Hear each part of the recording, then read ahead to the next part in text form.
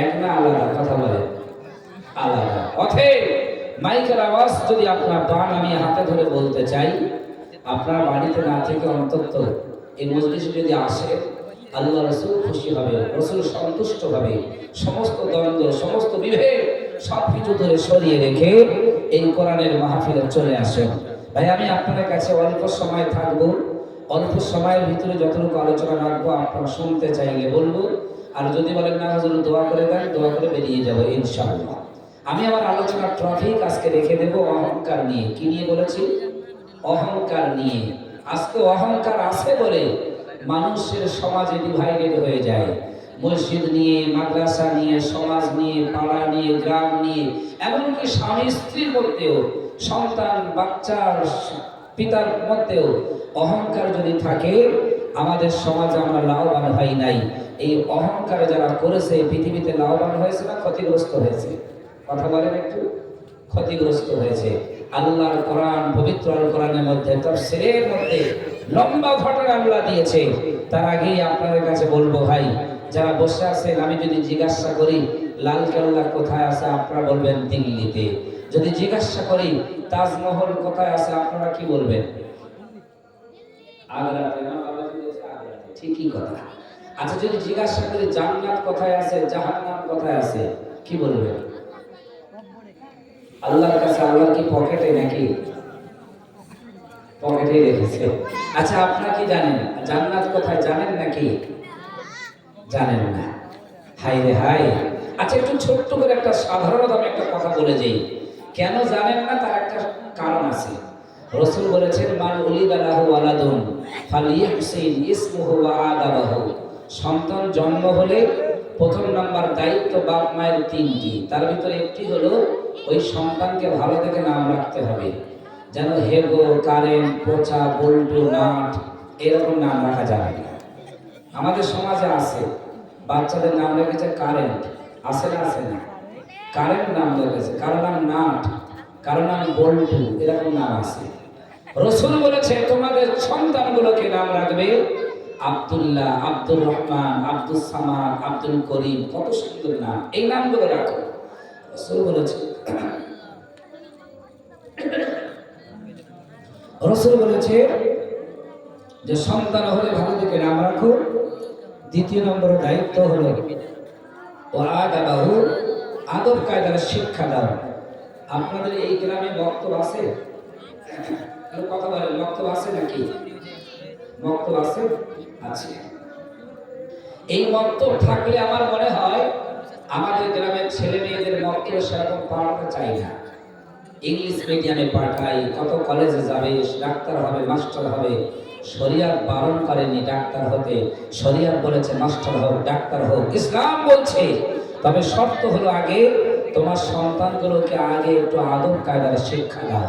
এই আদব কায়দার শিক্ষা দিলে লাভ হবে কতটা, আমি আপনাদের কাছে সুন্দর করে আজকে আলোচনা রেখে দেব। লক্ষ্য করে দেখেন, এক ঘরে এক বুড়ো আর বুড়ি।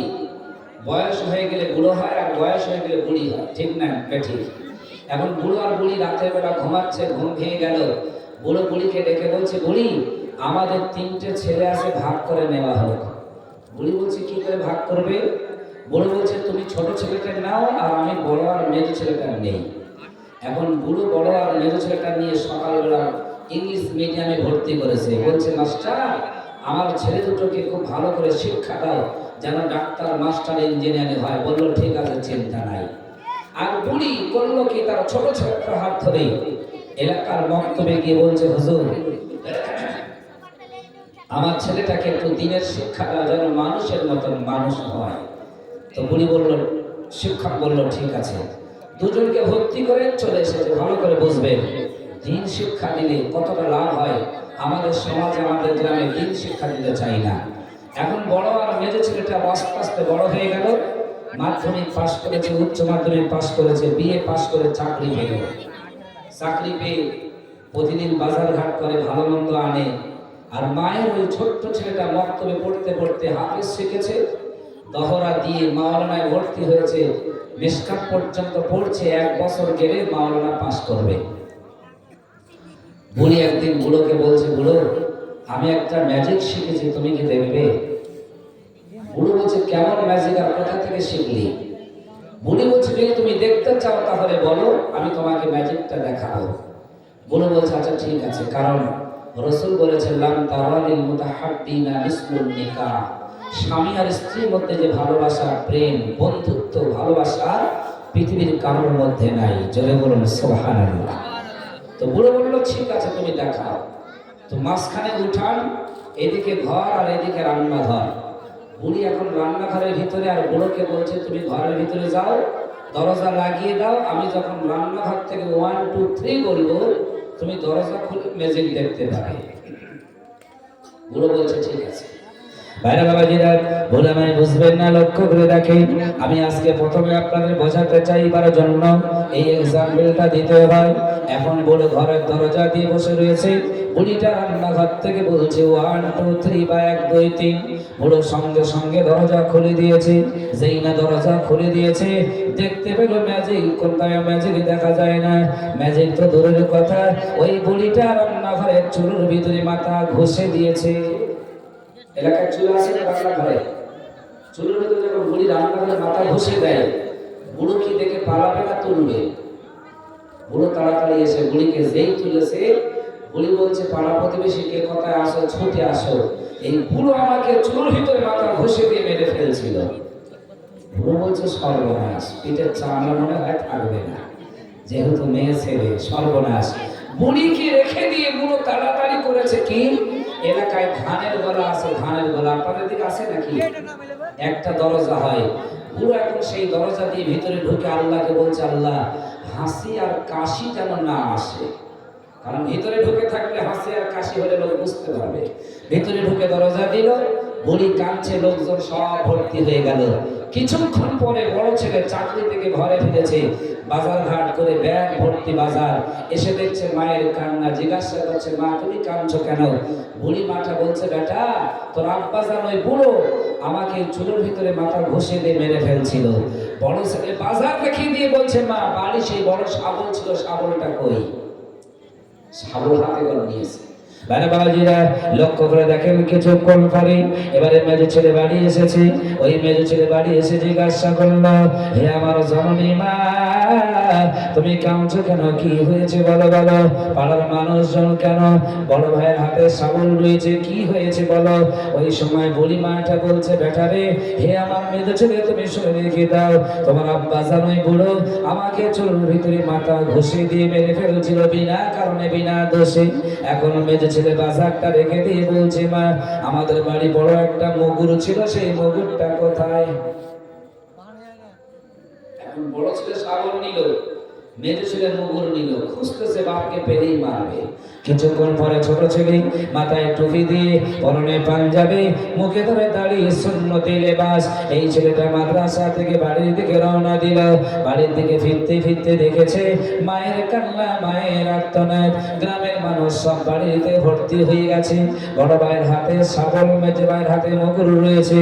ওই ছোট ছেলে জিজ্ঞাসা করলো হে আমার মা জননী আজকে বাড়িতে লোকজন কেন, তোমার কান্না কেন, কি হয়েছে? ওই সময় ছোট ছেলেটা কথা শুনে মা বলল বেটা রে তোর আব্বা জান বুড়ো আমাকে চুলের ভিতরে মাথা ঘষে দিয়ে মেরে ফেলছিল। ওরে মুসলমান, এই কথা শুনে বড় ছেলে শাবল নিয়েছিল, মেজো ছেলে মগুর নিয়েছিল, কিন্তু ছোট্ট ছেলে বলছে মা খবরদার, যেটা তুমি আমার সঙ্গে বলেছো তোমার স্বামীর কথা আর জীবনে কারোর সঙ্গে তুমি বলবি না। একবার জোরে জোরে বলুন সুবহানাল্লাহ। ওই ছোট ছেলেটা বলল মা শুনে রেখে দাও, আমি হাদিস শরীফের মধ্যে পড়েছি লাম তারাদিল মুতাহাব্বিনা মিসলুন নিকাহ, স্বামী স্ত্রী গায়ে, স্বামী আর স্ত্রীর মধ্যে যে ভালোবাসা, প্রেম, মহব্বত কারোর মধ্যে নাই। ওই ছোট ছেলেটা বলছে মা শুনে রেখে দাও হুন্না লিবাসুল লাকুম ওয়া আনতুম লিবাসুল লাহুন্না, স্বামী হলো স্ত্রী গায়ের পোশাকের মতন, স্ত্রী হলো স্বামীর গায়ের পোশাকের মতন। হে আমার জননী মা, যদি তোমার স্বামী আমার পিতা যদি তোমার সঙ্গে সঙ্গে কোনো ভুল করে থাকে তাহলে তোমরা দুজনেই কম্প্রোমাইজ করে নেবে, পৃথিবীর কারোর সঙ্গে বলবে না, কারোর সঙ্গে তোমার স্বামী দোষারোপ করবে না, এটা আল্লাহ খুশি হয়ে যাবে। অতএব তোমার স্বামী আমার পিতাকে আস্তে আস্তে তার কাছে কম্প্রোমাইজ করবে। এবার ছোট ছোটরা বলছে মা সবাইকে দেখছি কিন্তু আব্বা কোথায় কই দেখা যায় না কেন? ওই সময় বুড়ো ধানের গলার দরজা খুলে দিয়ে বলছে বাপ এই যে আমি, মাথা উঁচু করে বলছে বাপ এই যে আমি। ছোট ছোট বলছে আব্বা ওখানে কেন? বাপ বলছে বলছে একটু তাড়াতাড়ি বার কর, সব কথা খুলে বলছি। বার করা হলো। বুড়ো বলছে কসি তোর মা ওই বুড়ি যে এমন ম্যাজিক জানে আমি আগে জানলে দেখতাম না। বুড়ি বলছে বুড়ো ম্যাজিক আমার ওঠা নয়, ম্যাজিক হলো এটা তোমাকে জানাতে চেয়েছি ইসলাম শিক্ষা যদি থাকে তাহলে বড় বড় সমস্যা থেকে সমাধান বানাতে পারে, ঠিক না বেঠিক? আজকে ইসলাম শিক্ষা আমাদের সমাজে নাই। আমাদের সন্তানগুলোকে ভালো করে দেখলে 20 বছর 25 বছর 30 বছর বয়স হয়ে গেছে। রাসূল বলেছে মুমিন হতে গেলে, মুসলমান হতে গেলে প্রথম নাম্বার দায়িত্ব হলো মান সাল্লা সালাতানা, আমাদের মতো নামাজ পড়তে হবে। ওয়াসতাকবালা কিবলাতানা, আমাদের কাবাকে কিবলা মনে করতে হবে। ওয়া আকালা জাবিহাতানা ফাযালিকাল মুসলিম, আমাদের জবাইকৃত পশুর গোশত খেতে হবে। তারপর তোমার মুসলমান বলবে। শুধু লাইলাতুল বরাতে লাইলাতুল কদরে আর ঈদের নামাজ পড়ে মুসলমান হবে এটা মনে ভাব সম্ভব নয়। মুসলমান হতে গেলে ফজরে যখন আযান হয় আসসালাতু খায়রুম মিনান নাওম, মসজিদে যেতে হবে। যোহরে যখন আযান হয় হাইয়া আলাস সালাহ হাইয়া আলাল ফালাহ, মসজিদে যেতে হবে। আসরে যেতে হবে, মাগরিবে যেতে হবে, ইশায় যেতে হবে, তারপর তুমি মুসলমান হবে। একবার জোরে বলুন সুবহানাল্লাহ। ভাই বাবাজিরা, আপনাদের গ্রামে মসজিদ রয়েছে, আপনারা দেখতে পান।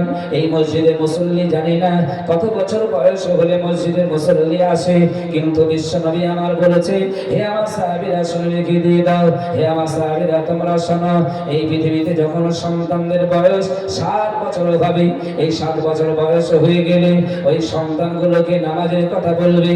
ওই নামাজের কথা বলার পরে ওয়াদরিবুহুম আলাইহা আশারি সিনিনা, ওই ছেলে মেয়েদের বয়স যখন 10 বছর হবে তোমরা প্রহার করবে, মারবে যদি নামাজ না আদায় করে। ওরে মুসলমান, আমি যে কথা বলতে দূর চলে এসেছি, জানি না সময় পাবো কিনা, তবে দুটো বিষয় রেখেছি। প্রথম নাম্বার বিষয় হলো অহংকার। আজকে সমাজের মধ্যে স্বামী স্ত্রী ঝগড়া হলে স্ত্রী মনে করছে স্বামীর সঙ্গে কথা বলবো না, স্বামীও মনে করছে আমিও বলবো না। অহংকার বাসা বেঁধে যায়, এমন সমস্যা হয়ে যায় দুজনের মধ্যে ডিভাইডেড তৈরি হয়ে যায়। রাসূলুল্লাহ তাই 1400 বছর আগে বলেছে, আল কোরআনে মহান আল্লাহ 1400 বছর আগে জানিয়েছে ওয়া ইবাদুর রহমান, হে আমার বান্দা বান্দী তোমরা শুনে রেখে দাও, তোমরা হলে আমার গোলাম, আমার দাসত্ব করবে। এই পৃথিবীতে অহংকার নিয়ে চলবে না। যদি অহংকার নিয়ে চলো আমার রহমত তোমরা পাবে না, আর যদি অহংকার না নিয়ে চলো আমি আল্লাহ বলছি আমার শত রহমত তোমাদের প্রতি বর্ষিত হবে। আর একবার জোরে জোরে বলুন সুবহানাল্লাহ। জীবন বদলানোর মতন একটা ওয়াজ কোরআনের তাফসীরের মধ্যে এসেছে। যদি কোরআনের কথা বলা হয় তাহলে আমাদের জানতে হবে কোরআনের 30টা পারা আছে, 114টা সূরা আছে, 540টা রুকু আছে, কোরআনের 6666টা আয়াত আছে, এই কোরআনের 3,23,672টা অক্ষর আছে। ঠিক বললাম না? আমি ঠিক বললাম? এই কোরআনটাকে আমরা ভালো করে আঁকড়ে ধরি নাই। এই কোরআন বিধর্মীরা ধরেছে, মাইকেল জ্যাকসন এই কোরআনটাকে বিশ্বাস করেছে, মধুসূদন দত্ত তারাও স্বীকার করেছিল যে পৃথিবীর ধর্মগ্রন্থ বলতে বাইবেল, মহাভারত, ত্রিপিটক, জিন্দাবাদ সমস্ত ধর্মগ্রন্থ আছে, কিন্তু শ্রেষ্ঠ ধর্মগ্রন্থ যেটা সেটা হলো আল কোরআনুল কারীম। একবার জোরে বলুন সুবহানাল্লাহ। এই কোরআনে বলা হয়েছে জাহান্নাম কোথায়, এই কোরআনে বলেছে জান্নাত কোথায়। আমি জিজ্ঞাসা করলাম আপনাদের কাছে, আপনারা বলছেন জান্নাত আল্লাহর কাছে। আল্লাহর কাছে জান্নাত থাকে বলে মনে হয়? এটা জায়গা আছে তো, জান্নাত কি ছোট জায়গা নাকি? জান্নাত যদি ভীষণ জায়গা, সেই জায়গাটা কোথায়? জাহান্নাম বিরাট জায়গা, সেই জাহান্নামটা কোথায়? আপনারা যদি শুনতে চান আমি কোরআনের মধ্যে থেকে প্রমাণ দিয়ে আপনাদের কাছে বলবো, আপনারা কি শুনবেন নাকি? তাকবীর দেন তো তাহলে নারায়ে তাকবীর। এত জোর আওয়াজ হলে টেকা বড়, তাই একটু আস্তে বলুন নারায়ে তাকবীর। কি সর্বনাশ, আস্তে বলতে বলছে জোরে হচ্ছে নাকি? তো যাই হোক জোরেই বলেন নারায়ে তাকবীর। নারে তাকবীর। আমি দেখিনি তোমায় চোখের তারায়, তবুও তোমায় ভালোবেসেছি। আমি দেখিনি তোমায় চোখের তারায়, তবুও তোমায় ভালোবেসেছি। মনের এই ক্যানভাসে তোমার ছবি ভাসে, মনের এই ক্যানভাসে তোমার ছবি ভাসে, তোমার প্রেমেতে যেন পড়েছি। আমি দেখিনি তোমায় চোখের তারায়, তবুও তোমায় ভালোবেসেছি। আল্লাহুম্মা সাল্লি আলা وعلى آل سيدنا। ও হ্যাঁ বাবাজিরা, আমি জান্নাত জাহান্নামের কথা বলবো, কিন্তু লম্বা ঘটনা তাফসীরের আলোচনায় অহংকার নিয়ে যে যারা চলেছে জীবনে লাভবান হয় নাই। অহংকার থেকে বাঁচতে হবে। যেমন অহংকার করেছিল টাইটানিক জাহাজের মালিক, অবশেষে টাইটানিক জাহাজ ওই সমুদ্রে ডুবে গেছে। অহংকার করেছিল আবু জেহেল, আবু লাহাব, তারা ক্ষতিগ্রস্ত হয়েছে। অহংকার করেছিল আজাজিল, তারাও ধ্বংস হয়েছে। অতএব অহংকার নিয়ে আমরা চলবো না। এই অহংকারের আলোচনা বলতে গিয়ে কোরআনের লম্বা একটা তাফসীরের মধ্যে এসেছে পয়গম্বর নবী সুলাইমানের কথা, যার পিতার নাম ছিল হযরতে দাউদ আলাইহিস সালাম। এই পয়গম্বর সুলাইমান আলাইহিস সালাম একদিন সিংহাসনে বসে রয়েছে। মহান আল্লাহ ডেকে বললেন, নবী সুলাইমান, আমি তোমাকে একটা মুজিজার আংটি দিয়েছি, ওই আংটি পরে তুমি থাকবে, যখন যেখানে যাবে তোমার সম্মান সবাই দেবে, কিন্তু সব জায়গায় পরে থাকবে, একটা জায়গায় পরে থাকবে না, সেই জায়গাটার নাম হল ওয়াশরুম। কোন জায়গা বলবেন? ওয়াশরুম। সব জায়গায় পরে যাবে, কিন্তু ওয়াশরুমে আংটিটা পরে যাবে না। ওয়াশরুমে যাওয়ার আগে আংটিটা খুলেই তারপর ওয়াশরুমে যাবে। নবী সুলাইমান বললেন, ঠিক আছে। দরবারে বসে আছেন, মন্ত্রী মহোদয়দের ডেকে বললেন, হে মন্ত্রী মহোদয় শোনো, আমি পয়গম্বর সুলাইমান এখন যুবক নবী, আমি একটা বিবাহ করতে চাই, আমার জন্য একটা মেয়ে তোমরা দেখো। সুলাইমান নবী যখন বললেন, মন্ত্রী বললেন, হুজুর ওই মেয়েটা কেমন হতে হবে? নবী সুলাইমান বলছেন 5টা কোয়ালিটি হতে হবে। প্রথম নাম্বার হলো লিমালিহা, মেয়েটার যেন পিতার যেন ধন সম্পদ থাকে। দ্বিতীয় নম্বর হলো হাসাবিহা, মেয়েটা যেন বংশ মর্যাদা ভালো হয়। তৃতীয় নম্বর হলো জামালিহা, মেয়েটা যেন সুন্দরী হয়। চতুর্থ নম্বর হলো দ্বীনিহা, মেয়েটা যেন দ্বীন পরায়ণতা হয়, আল্লাহওয়ালা হয়, পর্দাশীল হয়। আর পঞ্চম নম্বর হলো ওই মেয়েটার বাপের ধন সম্পদ আমি সুলাইমান আমার মতন হতে হবে। জোরে বলুন সুবহানাল্লাহ। এই ওই যে বাচ্চাদের আছে সবার শেষে কি তাহলে দেওয়া হবে?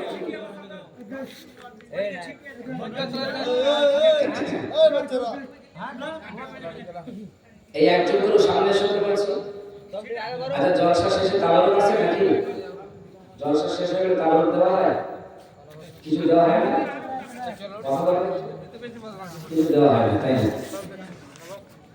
এবারে যে কথা বলে বাচ্চাদের কাছে 1 টাকা করে ফাইন নেব, ঠিক আছে তো?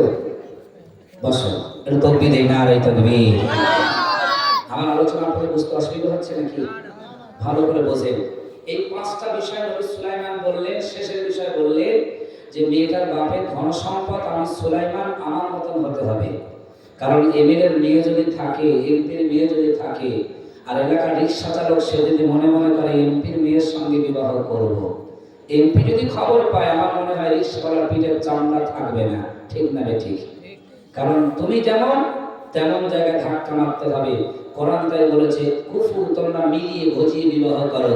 সুলাইমান তাই বললেন, আমার পিতার অনেক ধন সম্পদ, আমার রাজ দরবার রয়েছে, ওই মেয়েটার বাপে যেন ধন সম্পদ থাকে।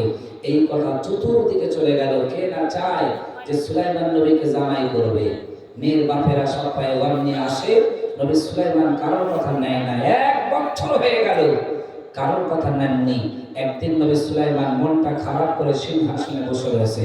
সবাই বলল, হুজুর আপনার মন খারাপ কেন? নবী সুলাইমান বললেন, আজকে আমার দরবারে একটা চিঠি এসেছিল। ওই চিঠিতে একটা জেলের মেয়ে এসে বলছে আমার বিবাহের কথা। মেয়েটা নাকি রূপসী, সুন্দরী, পর্দাশীল, দিনদার, কিন্তু শেষের বেলা মেয়েটা লিখেছে মেয়েটার বাপ নাকি সামান্য জেলে। আর আমি সুলাইমান নবী, পয়গম্বরের বেটা, পয়গম্বর, আমি ওই জেলের মেয়েকে বিবাহ করব? সম্ভব নয় বলে তিনি চিঠিটাকে ছিঁড়ে নিচে ফেলে দিলেন। এখন আপনারা বলেন, নবী সুলাইমান অহংকার করেছে না করেনি? আল্লাহ ডেকে বললেন, নবী সুলাইমান, যে আল্লাহ তোমাকে নবী বানিয়েছে সেই আল্লাহ আবার জেলেকে জেলে বানিয়েছে। যে আল্লাহ তোমাকে নবী বানিয়ে এই বিশাল সিংহাসনের মালিক বানিয়েছে, হে নবী সুলাইমান, সেই আল্লাহ আবার জেলেকে জেলে বানিয়ে গরিব বানিয়ে দিয়েছে। অতএব অহংকার তুমি করেছো, তোমার উপরে পরীক্ষা শুরু হয়ে গেল। ও মুসলমান, কি মজার ঘটনা কোরআনের মধ্যে এসেছে, একবার ভালো করে লক্ষ্য করে দেখো। কারণ আজকে সমাজে অনেক মানুষ রয়েছে অহংকার অহংকার করেই চলে। আগে জমি জায়গা টাকা পয়সা ছিল না, আল্লাহ দিয়েছে টাকা পয়সা, ধন সম্পদ, জমি জায়গার মালিক, কিন্তু মনে মনে করবেন না যে আল্লাহ যদি আমার উপরে কৃপণতা হয়ে যায় তবু আমার জমি জায়গা টাকা পয়সা আমার সংসারে নির্বাহন হবে না। না না, আল্লাহ কোরআনের 27 পারার 2য় সূরায় মিডল পজিশনে মহান আল্লাহ বলেছে, ইন্নাল্লাহা হুয়ার রাজ্জাকু যুল কুওয়াতিল মাতিন, আমি আল্লাহ রুজি বন্ধ করে দিলে পৃথিবীর কোনো জায়গায় তোমরা রুজি পাবে না। আমি আল্লাহ তোমাদের জন্য রুজির ব্যবস্থা বানিয়ে দেই। আল্লাহ বলেছেন বাংলারে, ওয়াস-সামাআ বানাইনাহা, আমি আল্লাহ আসমান বানিয়েছি, ওই আসমানের মাঝখান থেকে ওয়া আনজালনা মিনাল মুসিরাতি মাআন সাজ্জাজা, মেঘগুলো জমা করে তোমাদের জন্য বৃষ্টির ব্যবস্থা করেছি। আমি আল্লাহ ওই আসমানের কিনারায় সূর্য তুলে দিয়েছি, ওই সূর্যটা না ফুটলে তোমাদের শাকসবজি তৈরি হবে না। আমি আল্লাহ ওই সূর্যটাকে অস্তমিত বানিয়ে আবার রাত বানিয়ে দিয়েছি। ওয়াজআলনাল লাইলা লিবাসা, রাত যদি আমি আল্লাহ না বানাতাম, দিন দিন রেখে দিতাম, তোমরা আরাম পেতে না ঘুমের মধ্যে, রাত যদি না থাকতো তোমাদের কষ্ট হয়ে যেত। আমি আল্লাহ দয়া করে মায়া করে তোমাদের জন্য রাতও বানিয়েছি। জোরে বলুন সুবহানাল্লাহ। ও ভাইরা বাজিরা, যে কথা বলতে চাইছিলাম এবারে লক্ষ্য করেন, পয়গম্বর সুলাইমানকে ডেকে বললেন আল্লাহ। আল্লাহ বলেছেন, নবী সুলাইমান রে, তোমার উপরে পরীক্ষা শুরু হয়ে গেল। নবী সুলাইমান পরীক্ষার মধ্যে রয়েছে। পরের দিন সকালবেলা নবী সুলাইমান ওয়াশরুমে যাবেন, ওয়াশরুমে বাথরুমে যাবেন। নবী সুলাইমান আল্লাহ পাকের কথা অনুযায়ী আংটিটা খুলেই তারপরে যেতে হবে, ঠিক না বেঠিক? পয়গম্বর সুলাইমান দেহরক্ষী জিনকে ডেকে বলল, হে দেহরক্ষী জিন, আর দেরি করো না, তাড়াতাড়ি আমার কাছাকাছি চলে এসো। আমি পয়গম্বর সুলাইমান একটু ওয়াশরুমে যেতে চাই, আমার আংটিটা তুমি হাতে করে নিয়ে বসো। আমি ওয়াশরুম থেকে সেরে আবার এসে আংটি নিয়ে রাজদরবারে বসবো। যেই না আংটি খুলে দিল নবী সুলাইমান ওয়াশরুমের ভিতরে ঢুকে গেল। এ ভাইরা বাবাজিরা, কোরআনের তাফসীরের মধ্যে এসেছে পয়গম্বর নবী সুলাইমান আলাইহিস সালাম ওয়াশরুমের মধ্যে রয়েছে। একজন জিন যার নাম হলো সাফর, সে সুলাইমানের আকার আকৃতি নিয়ে ওই বাথরুমের দিক থেকে এসে দেহরক্ষীর কাছে বলল, দেহরক্ষী, আমি সুলাইমান নবী এসেছি, আংটিটা আমার হাতে দিয়ে দাও। দেহরক্ষী যেই না আংটি দিয়ে দিল, এই নকল সুলাইমান সেজে এই সাফর আংটি হাতে পরে রাজদরবারে গিয়ে বসে বলল, রাজসিংহাসনে বসে বলছি, হে মন্ত্রীরা, আমি তো সুলাইমান এসেছি, কিন্তু আমার একটা ভয় হয়, কেউ যদি নকল সুলাইমান আমার এই গ্রামে ঢোকে, সিংহাসনে আসে, সে যদি সিংহাসন দখল করে, আমার তো ভয় হয়। মন্ত্রী বলল, হুজুর চিন্তা করো না, কেউ যদি নকল সুলাইমান সেজে আসে, আমরা তার যোগ্য জবাব দেব। এখন আপনারা বলেন, আসল কোথায় আর নকল কোথায়? বুঝতে পারছেন না নাকি? নকল সুলাইমান রাজদরবারে বসে রয়েছে, আর আসল সুলাইমান তিনি ওয়াশরুমে। নকল বলছে যে নকল সুলাইমান আসতে পারে। মন্ত্রী বলল, হুজুর চিন্তা করবেন না, নকল সুলাইমান কেউ যদি আসে, আমরা তার যোগ্য জবাব দেব। বাইরে বাবাজিরা, পয়গম্বর সুলাইমান আলাইহিস সালাম এইবারে ওয়াশরুম থেকে বার হবে, কিন্তু নকল সুলাইমান যখন বলল, চতুর্দিকে পাহারা চলে যাও, সবাই পাহারায় চলে গেল। রাস্তার মোড়ে বিভিন্ন জায়গায় যেই না পয়গম্বর সুলাইমান বার হয়েছে, সঙ্গে সঙ্গে দেহরক্ষী জিজ্ঞাসা করল, কি নাম তোমার? বলল, আমি তো সুলাইমান, আমার চিনিস না নাকি? একটু আগে আংটি তোমার হাতে দিয়েছিলাম, দেরি না করে আংটিটা আমাকে দিয়ে দাও। দেহরক্ষী যেন বলল, আংটি তো আমার কাছে নাই। সুলাইমান আংটি নিয়ে রাজ সিংহাসনে বসে পড়েছে। তবে তুমি যদি আংটি নিতে চাও, ভিতরে যাও, অবশ্যই মনে হয় তুমি নকল সুলাইমান। হে মুসলমান ভাইয়া বাবাজিরা, পয়গম্বর নবী সুলাইমানের মতন নবীকে মহান আল্লাহ সামান্য অহংকারের জন্য কতটা কষ্ট দিচ্ছে লক্ষ্য করে দেখেন।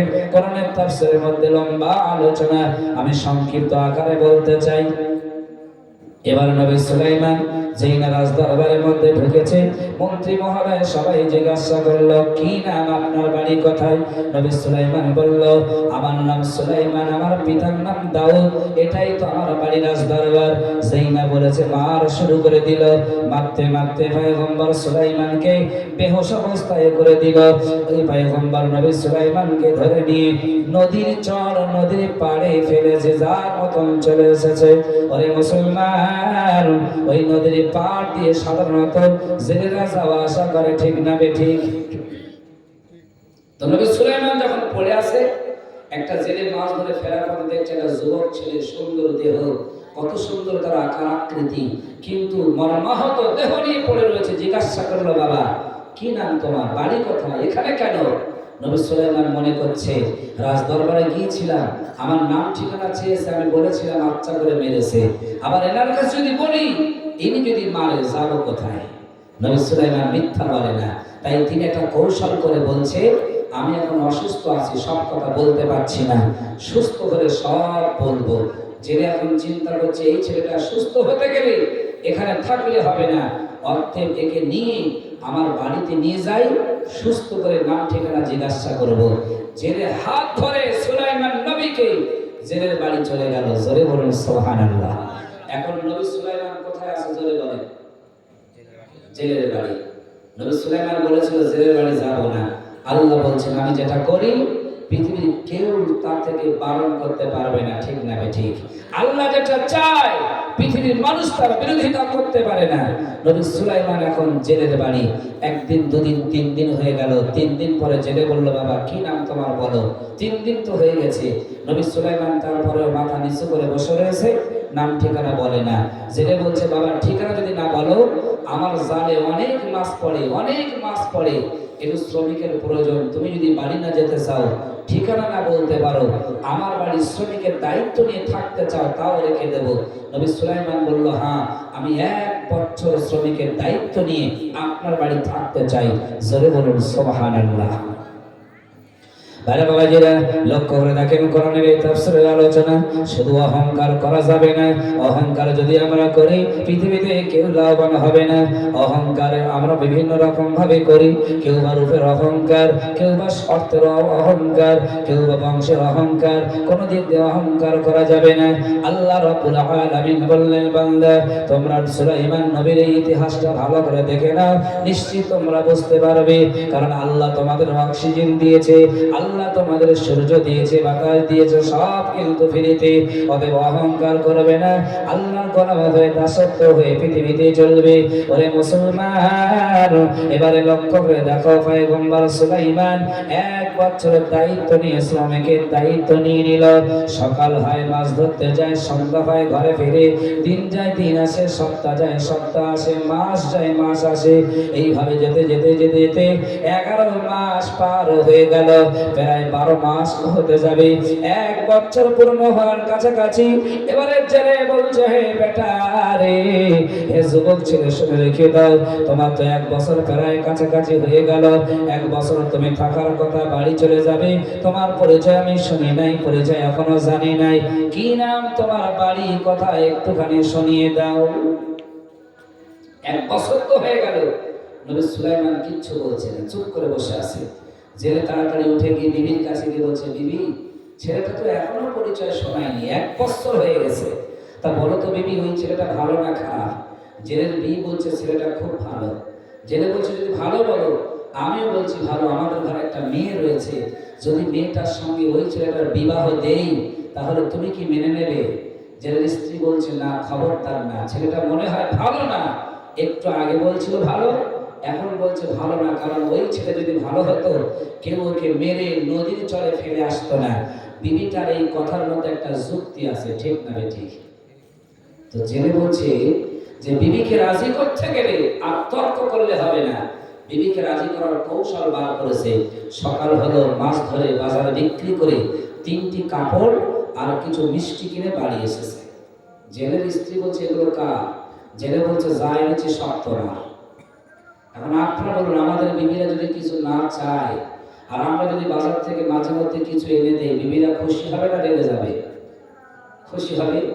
আর যদি বিবিরা চায় আর আমরা যদি না আনি, আমার মনে হয় পরের দিন রান্না বান্না বন্ধ হয়ে যাবে, ঠিক না ঠিক? তবে আপনারা এখানে কথা বলছেন, এখানকার মায়েরা ভালো, আমাদের ওখানকার মায়েরা এরকম করে। তো যাই হোক, জেলের স্ত্রী 3খানা সাত কাপড় পেয়ে পড়ছে আর ওই মিষ্টিগুলো খাচ্ছে। জেলের পাশে গিয়ে বলছে বিবি একটা কথা বলবো? বিবি বলছে একটা নয় স্বামী, তোমার যত খুশি তত বলো। জেলে বলছে বিবি আমাদের ঘরে যে ছেলেটা আছে ওই ছেলেটার সঙ্গে যদি মেয়েটার বিবাহ দেই কেমন হয়? স্ত্রী আগের দিন বলছিল খবরদার দিও না, আর আজকে বলছে তোমার মেয়ে, তুমি যেটা করবে আমার কোনো দ্বিমত নেই, আমি রাজি আছি। জোরে বলুন সুবহানাল্লাহ। রাজি হয়েছে না হয়নি? কিসের কারণে? শাড়ি। ওটা শাড়ি না, ওটা হলো ঘুষ। বর্তমান আছে তো নাকি? বিশ্বনবী আমারা জানিয়েছে as-salasatu fin-nar, হাদিস শরীফের মধ্যে এসেছে 3 ব্যক্তিকে মহান আল্লাহ জাহান্নামে পাঠিয়ে দেবে। শুধু জাহান্নামে নয়, এই 3 ব্যক্তিকে জাহান্নামের আগুন প্রথম জ্বালানো শুরু করবে। তার ভিতরে দ্বিতীয় নম্বর হলো আল-আমিরুল জাবির, সেই সমস্ত বাদশা বিচারক যারা বিচার করে, ন্যায় বিচার আসার পরে অন্যায় করে দেয় ঘুষের বিনিময়। অন্যায় বিচার আসলো, ঘুষের বিনিময়ে ন্যায় করে দিয়ে দেয়। সলিমুদ্দিন মার খেয়েছে, তার টাকা নাই, ঘুষ দিতে পারি নাই বলে তার আবার দোষ ঝাড়ে দিয়ে বাড়িতে পাঠিয়ে দিল। এইরকম বিচার সমাজে আজকে চলছে না? চলছে না? জোরে বলেন। ওরে মুসলমান, আমি শুধু বোঝাতে চাইছি এই কোরআনের তাফসীর থেকে সমাজের কথা। আজকে শুধু ঘটনা শুনে বাড়ি গেলে হবে না, আমাদের জীবন পরিবর্তন করতে গেলে এই কোরআনের সব কিছু আমাদের মান্যতা দিতে হবে। পয়গম্বর সুলাইমানের স্ত্রী রাজি হয়ে গেল, পয়গম্বর ওই জেলের স্ত্রী রাজি হয়ে গেল, জেলেও রাজি হয়ে গেল। সকাল হলো, ওই সুলাইমানকে বলল হে বেটারে, তুমি তোমার নাম বলতে পারো না, ঠিকানা শোনাতে পারো না, তবে শুনে রেখে দাও তোমার সঙ্গে আমার মেয়েটার বিবাহ দেব, তুমি কি রাজি আছো নাকি? সুলাইমান বললেন আমি রাজি আছি। কারণ চিন্তা ভাবনা করলো যদি আমি বাড়িতে যাই, রাজদরবারে যাই, ওখানে আমাকে মারবে, অতএব না না না, এখানে বিবাহ করে ঘর জামাই হিসাবে থেকে যায়, সেটা মনে হয় শোভনীয় হবে। একবার চিল্লে বলেন সুবহানাল্লাহ। থেকে গেলেন, বিবাহ হয়ে গেল। সকালবেলা বিবাহ হয়েছে, জেলে এখন বলছে জামাই, আগের দিন তোমার আমার সম্পর্ক ছিল জামাই শ্রমিক আর মালিক, আর আজকে সম্পর্ক কি? শ্বশুর আর জামাই, ঠিক না ঠিক? জেলে এখন বললো জামাই চলো মাছ ধরতে যাই, মাছ ধরে এনে বাড়িতে আসবো, খাওয়া দাওয়া হবে রাতের বেলা, তোমাদের বাসর রাত রয়েছে। সুলাইমান বললেন ঠিক আছে চলো। নবী সুলাইমান যাচ্ছে, জেলেও যাচ্ছে, কিন্তু আগের দিন নবী সুলাইমান আগে যেত, আজকে নবীর সুলাইমান আগে যান না। নবী সুলাইমান সব সময় পিছিয়ে রয়েছে, কারণ বিররুল ওয়ালিদাইন, পিতামাতা সম্মান কথা বলা হয়েছে। ওরে মুসলমান, আজকে আমাদের যাদের পিতামাতা রয়েছে, যদি আব্বা মা বেঁচে না থাকে, শ্বশুর শাশুড়ি রয়েছে, তবে আজকাল সমাজের ছেলেরা শ্বশুর শাশুড়িকে সম্মান দেয় টেলার মেশিন মনে করে, যতক্ষণ দেয় ততক্ষণ ভালোবাসে, আর যতক্ষণ দেন না ততক্ষণ আর সম্মান নাই। ওরে মুসলমান, কিন্তু নবী সুলাইমান ওই শ্বশুরকে সম্মান দিয়ে আগে রেখেছেন, আর নবী সুলাইমান পিছিয়ে পিছিয়ে যায়। দুজনাই চলছে রাস্তা দিয়ে হেঁটে হেঁটে, নদীর চলে জাল বসাবেন তাই। তবে আমাদের সমাজের শ্বশুর জামাইয়ের মধ্যে একটা ভালোবাসা আছে। কেমন ভালোবাসা জানেন? আমার মনে হয় বর্তমান সময় শ্বশুর জামাইয়ের ভালোবাসা, রাত 12টা কিংবা 1টার সময়, প্রচন্ড শীতের সময় গাড়ি থেকে নেমে যদি বাড়ির দিকে আসেন, আর গাড়ি ঘোড়া যদি না পান, হেঁটে হেঁটে আসেন, আমার মনে হয় শ্বশুর আর জামাই কনকনে ঠিক ঠান্ডায় দুজনাই হাঁটতে হাঁটতে আসে, আর শ্বশুর মাঝে মধ্যে বলে, কিংবা জামাই মাঝে মধ্যে বলে, শ্বশুর বিড়ি থাকলে ধরাও, দুজনা খাই আর যাই। এরকম হয় না? বর্তমান শ্বশুর আর জামাই একটা বাড়ি ভাগ করে খায়। ভাই বাবাজিরা, ওলামায়ে বুঝবেন না, বাস্তব কথা বলছে। আজকে সমাজটাকে পরিবর্তন করা গেল না। এই কোরআনে 6666 আয়াত রয়েছে। এই আয়াতের কথা বলতে গেলে আমাদের সমাজটাকে পরিবর্তন হয়ে যায়। সেই কোরআনের আয়াতের কথা বলবো, তাফসীরের কথা বলবো, বিজ্ঞান বনাম কোরআনের কথা শুনলে অবাক হয়ে যাবে। জাহান্নাম কথা আমি আপনাদের শোনাতে চাই। কেউ তো পয়গম্বর সুলাইমানের কথা শুনে রেখে দেন। নদীর চলে চলে গেল, জাল পাতলেন, জাল পেতে বসে রয়েছে। এদিকে রাজদরবারে সুলাইমান সেজদিনে বসেছিল। ইনি বললেন প্রতিটি মালামালের দাম 3 গুণ বাড়িয়ে দেওয়া হলো। দেশের মানুষ কেউ মেনে নিতে চায় না, হইচই শুরু হয়ে গেল। দেহরক্ষী জেন যিনি ওই আশ্রমের কাছে ছিল, উনি ভেতরে ঢুকে দেখছেন যিনি সুলাইমান সেজে বসেছিল উনি সুলাইমান না, উনি হলো জেন জাতির একজন জেন, যার নাম হলো সাখর। তো দেহরক্ষী যেন চিল্লে বলছে, হে দেশবাসী শোনো, যাকে তোমরা সুলাইমান বলছো সে সুলাইমান না, এ হলো একজন জেন, ওকে ধরো। জেন বলছে ওকে ধরো, দুজন শুধু ধরোই ধরোই চলছে। দেশবাসীরা বলছে দুজনকেই ধরো। যেই বলেছে দুজনকেই ধরো, দুজন আর দৌড় দিয়েছে। দেহরক্ষী যে দৌড়াচ্ছে, সাখারও দৌড়াচ্ছে। সাখার মনে মনে করছে আমি যদি অদৃশ্য হইয়া আমার দেখতে পাবে না, কিন্তু হাতের একটা আংটি আছে, এই আংটিটাকে অদৃশ্য করতে হবে। সেই আংটি ফেলে দিল, ওই আংটির একটা সমুদ্রে পড়েছে, যে সমুদ্রে নবী সুলাইমান তার শ্বশুর জাল পেতে বসে রয়েছে। একবার জোরে বলুন সুবহানাল্লাহ। আল্লাহ ডেকে ডেকে ওই সমুদ্রের একটা মাছকে বলছে, হে মাছ, তুমি ওই আংটিটাকে খাদ্য হিসাবে খেয়ে নাও। যেই মাছটা খেয়ে নিল, মাছটা লাবণ্যময় চেহারা, সুন্দর চেহারা, একটু বড় হয়ে গেল, দেখতে সবার থেকে ভালো হয়ে গেল। ওই মাছটা যেদিকে যায়, গোটা সমুদ্রের মাছ তার পিছু পিছু সেদিকে যায়। যেহেতু মুজিজার আংটি, সবাই তার সম্মান দেবে। ওই মাছটা অবশেষে পয়গম্বর সুলাইমান তার শ্বশুরের জালে যেই না গিয়ে পড়েছে, গোটা সমুদ্রের মাছ সবাই এসে ওই জালের ভিতরে পড়ে গেল। পয়গম্বর সহ সুলাইমান আর তার শ্বশুর ওই জালটা টেনে ডেঙায় তুললেন। ভাইরা বাবাজিরা, কোরআনের তাফসীরের মধ্যে এসেছে প্রত্যেকদিন নবী সুলাইমানের শ্বশুরের জালে 1 নৌকা মাছ পড়ে, 1.5 নৌকা মাছ পড়ে। আজকে সুলাইমান তার শ্বশুরের জালে 70 থেকে 72 নৌকা মাছ পড়লো। এখন ছেলে বলছে, হে জামাই, সব মাছ বিক্রি করে দেব, এর ভিতর থেকে একটা ভালো মাছ বেছে নাও, বাড়িতে নিয়ে যাব, আমার মেয়ের হাতে দেব, মেয়ে নিজে হাতে বাঁচবে, করবে, রান্না করবে, আজকে খাওয়া দাওয়া হবে, তোমাদের তো বাসর রাত। আর এদিকে মেয়ে ঘরে বসে চিন্তা করছে, আল্লাহ, আমার প্রাণের একটা স্বামী বিবাহ হয়েছে। মেয়েদের বিবাহ হলে বাসর রাতে স্বামীর হাতে হাদিয়া দেয়, সোনা রূপো হীরা মণি মুক্তা দেয়।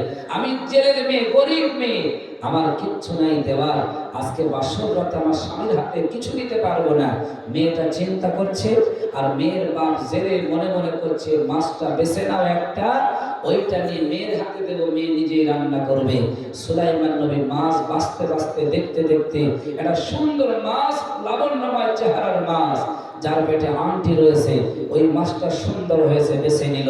72 নৌকা মাছ বিক্রি হয়ে গেল, ধন সম্পদের মালিক হয়ে গেল জেলে। ওই মাছটা নিয়ে বাড়ি এসে জেলে তার মেয়ের হাতে দিয়ে বলছে, মেয়ে, এই মাছটা তুমি বাঁচবে, তুমি রান্না করবে, আমরা খাওয়া দাওয়া করবো, তোমার আজকে বাসর রাত। সবাই যে যার মতন কাজে গেল। মেয়েটা মাছটা হাতে নিয়ে বটির কাছে বসে, ওই কোটার কাছে বসে নিয়ে, পাশার কাছে বসে নিয়ে অনেক চিন্তা ভাবনা করছে যে স্বামীর হাতে কিছুই দিতে পারবো না, কিছুই তো তৈরি করতে পারলাম না, কোনো কৌশল করতে পারিনি। ভাবতে ভাবতে মাছটা যখন দ্বিখণ্ডিত করেছে, সঙ্গে সঙ্গে মাছের পেটে থেকে নারীভূমি সহ একটা আংটি বার হয়ে গেল। জোরে বলুন সুবহানাল্লাহ।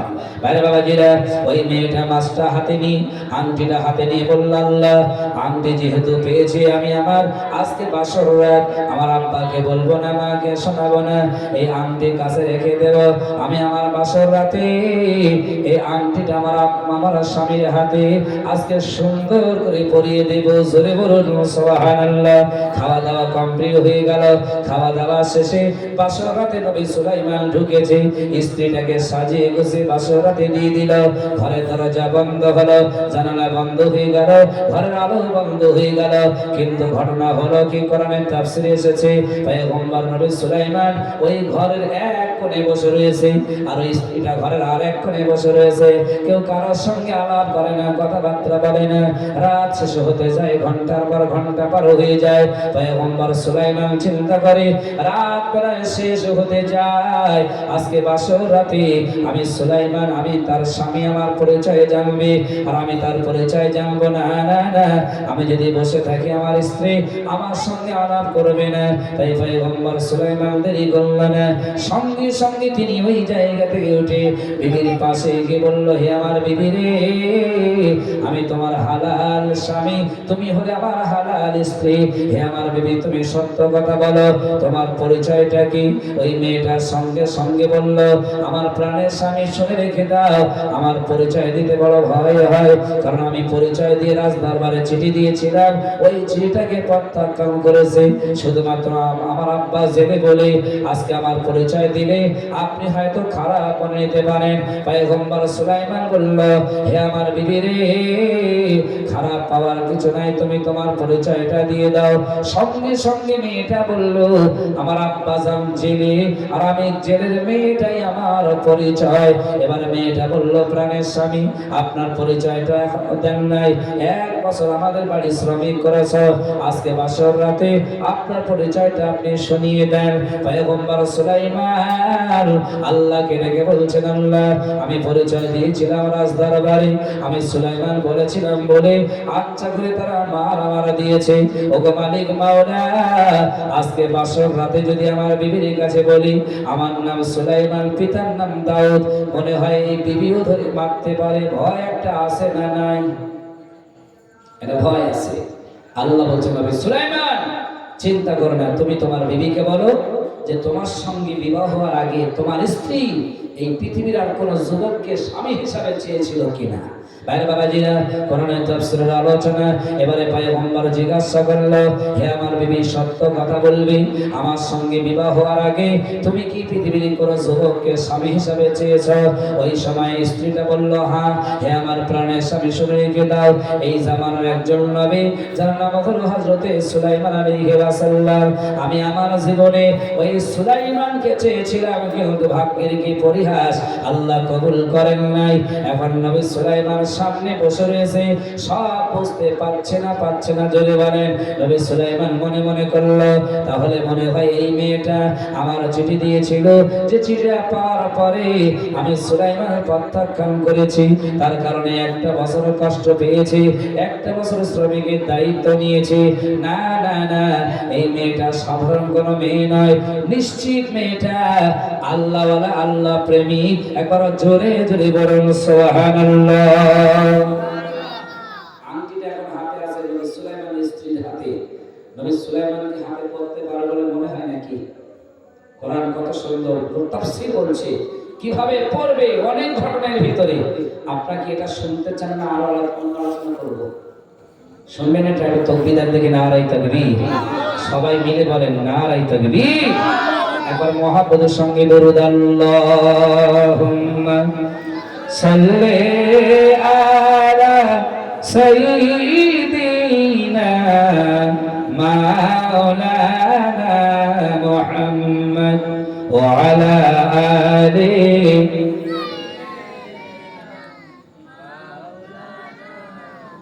চোখ দিয়া যা দেখিলাম, মন দিয়া যা ভাবিলাম, তুমি ছাড়া নেই যে কোনো দাম, আমার আসল পরিচয় আমি তোমারই গোলাম, আমার আসল পরিচয় আমি তোমারই গোলাম। যেথায় তাকাই সেথায় তুমি আছো বিরাজমান, সবখানেতে দেখি তোমার করুণা ঘেরা শান। যেথায় তাকাই সেথায় তুমি আছো বিরাজমান, সবখানেতে দেখি তোমার করুণা ঘেরা শান। তুমি বিনে এই ভুবনে চলতে পারে কে অধম, আমার আসল পরিচয় আমি তোমারই গোলাম। আমার আসল পরিচয় আমি তোমারই গোলাম। দরুদ আল্লাহুম্মা সাল্লি আলা ওয়া আলা আলি সাইয়্যিদিনা।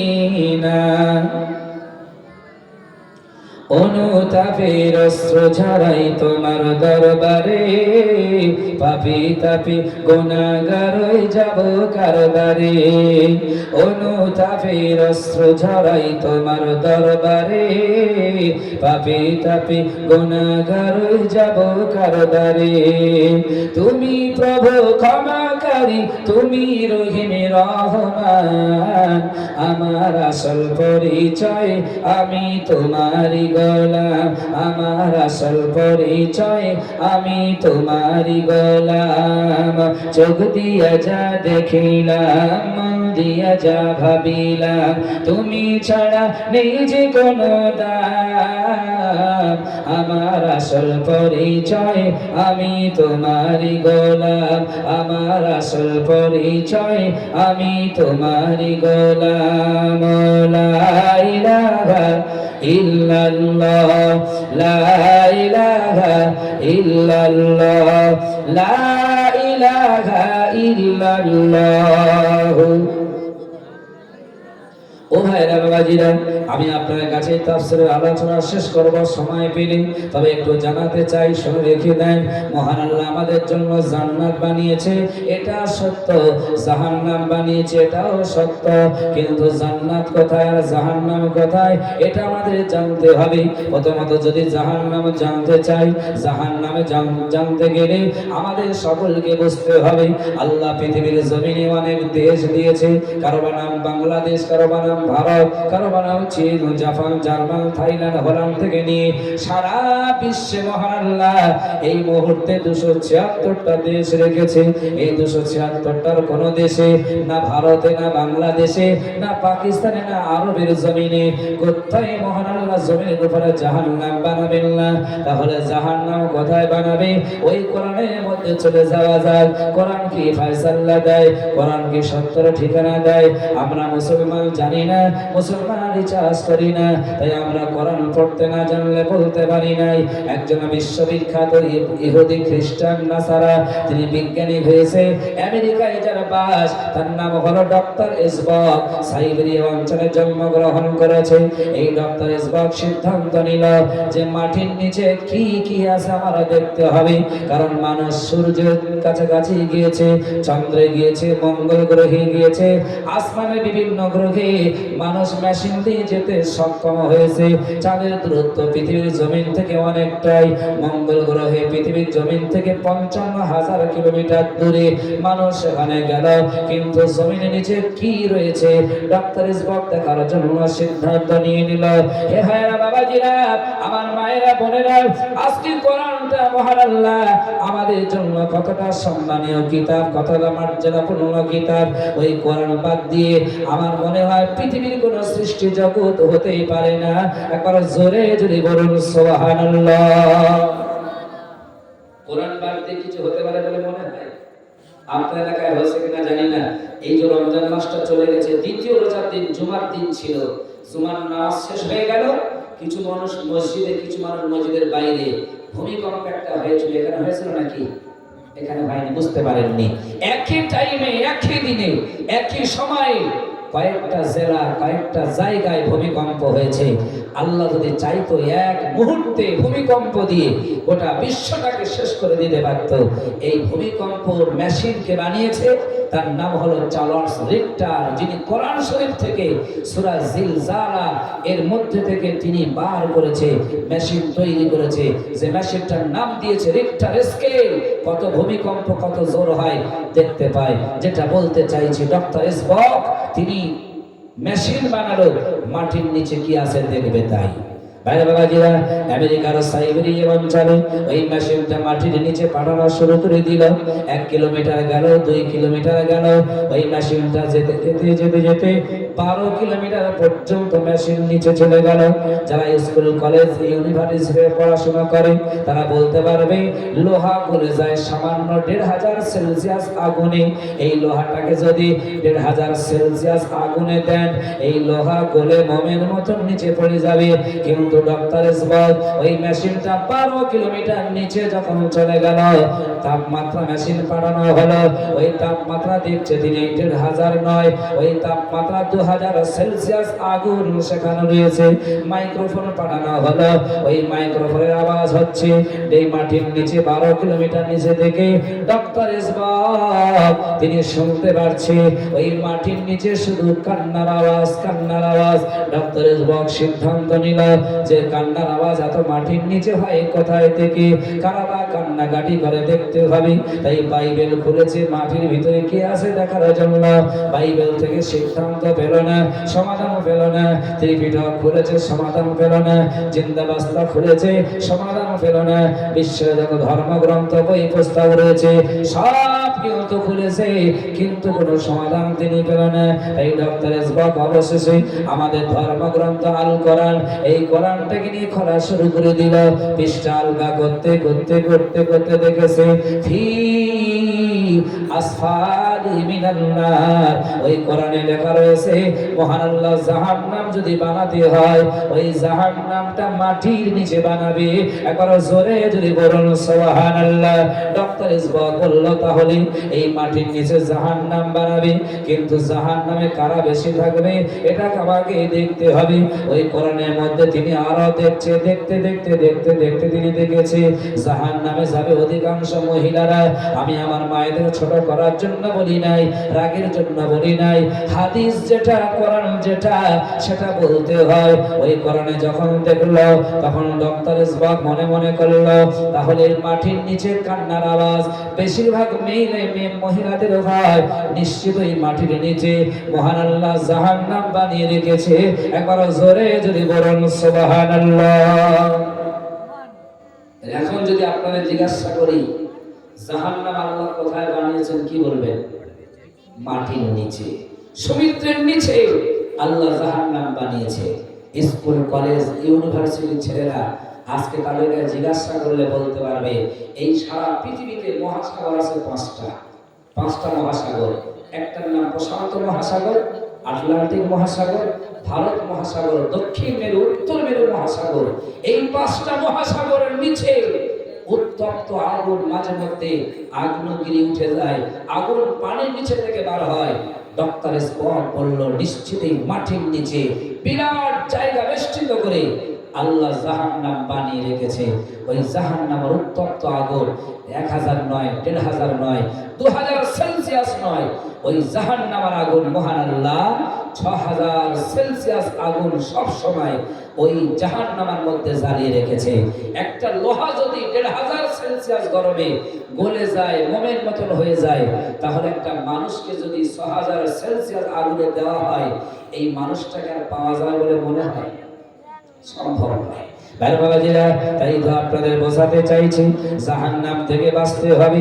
জাহান্নাম থেকে বাঁচতে গেলে আমাদের ধরতে হবে আল কোরআনটাকে। ওই কোরআনে মহান আল্লাহ বলেছে জাহান্নাম থেকে বাঁচতে চাও, মানুষ যদি বলে হ্যাঁ, আল্লাহ পাক রব্বুল আলামিন কোরআনে সিদ্ধান্ত দিয়ে দিল ইন্নাস সালাতা কানাত আলাল মুমিনিনা কিতাবাম মাওকুতা, তাহলে নির্দিষ্ট সময় প্রথম নম্বরে নামাজটাকে তোমরা আদায় করবে। ফজর যখন আযান হয় সালাত আসসালাতু খায়রুম মিনান নাওম, ঘুম অপেক্ষায় নামাজ উত্তম। ওরে মুসলমান, সঙ্গে সঙ্গে আরামের বিছানা ছেড়ে আগে যাও মসজিদে গিয়ে নামাজ আদায় করে নিয়ে নাও। তুমি যদি কাজে বেরিয়ে যাও, ব্যবসায় বেরিয়ে যাও, তোমার বিবি লাভবান হবে, বাচ্চা লাভবান হবে। তুমি যেদিন মারা যাবে নামাজ বাদ দিয়ে, নামাজ ত্যাগ করে, ওই বিবির সঙ্গে যাবে না, বাচ্চার সঙ্গে যাবে না। কিয়ামতের দিন আল্লাহ বলবেন, বান্দা ওয়ালা ইয়াসআলু হামিমুন হামিমা, তোমার বন্ধু চিনবে না, বান্ধবীও চিনবে না, পিতামাতা চিনবে না, সন্তান সন্তানি চিনবে না। আজকে তোমার আমল নিয়ে তোমার বিচার হবে। ওরে মুসলমান, আজকে সত্য কথা বলবে। এই মাহফিল হচ্ছে এখানে, আমার মনে হয় যদি আমরা নিজেরাই হিসাব করি, দিনে রাতে 24টা ঘন্টায়, সপ্তাহে, বছরে, মাসে, আর আমাদের জীবনে কত নামাজ আমরা ছেড়েছি তার কোনো সংখ্যা জানা নাই। ঠিক না বেঠিক? তাহলে আগামীকাল থেকে নিয়ত করবেন। আমার মনে হয় যারা নামাজ পড়ে তারা বিল যদি হয় না কোনো জায়গায়, যারা নামাজি হয়ে যায় আমার মনে হয় তারা সম্মান পায়। ঠিক না বেঠিক? আপনি বাজারে যাবেন, বলবেন নামাজি ব্যক্তির জন্য সব থেকে সুন্দর ব্যবস্থা বানিয়ে দেয়। অতএব নামাজ যদি আমাদের সব জায়গায় কল্যাণ করে দেয়, তাহলে আমার নামাজটাকে বাদ দেবো কেন? আমি তো খুশি হলাম শুনে, এলাকার দুটো মসজিদ আছে, মসজিদে ফজরে কতটা মুসল্লি হয় জানা নাই আমার। শীতের সময়, গরমের সময় ফজরে মসজিদ আজান হয়, তারপরে যদি আপনারা নামাজ না আদায় করেন, তাহলে মসজিদ দুটো কেন 100টা বানালেও কোনো ফায়দা হবে না। ঠিক না বেঠিক? মসজিদ হোক, একটা মসজিদের জায়গা না হলে আরেকটা বানান, আরেকটা না হলে আরেকটা বানান। রাসূল বলেছেন তোমরা মসজিদ বানাও, কিন্তু মসজিদগুলোকে আবাদ করতে হবে। টাকা আছে, মসজিদ বানিয়েছো, কিয়ামতের দিন যদি মসজিদে নামাজ না পড়ো তোমার বিপক্ষে দাঁড়িয়ে যাবে, পক্ষে দাঁড়িয়ে যাবে। অতএব আমরা চাই মসজিদ যেন সব সময় আমাদের পক্ষে থাকে। সকলে বলেন ইনশাআল্লাহ। পক্ষে থাকবে কি করে? জামাই যদি বছরে একবার শ্বশুর বাড়ি যায় বিয়ের পরে, শ্বশুর শাশুড়ি বলে জামাই এইভাবে আসতে কি করে হবে? বছরে একবার আসছো, কত পিঠা পাঠা দেবো খাওয়া। যদি মা বারবার আসে, জামাই শ্বশুর শাশুড়ি খুশি হয়। ঠিক না বেঠিক? মসজিদ বানিয়েছো তুমি, শুধু রমজান মাসে ভিড় করবে আর বাকি সময় মসজিদে যাবে না।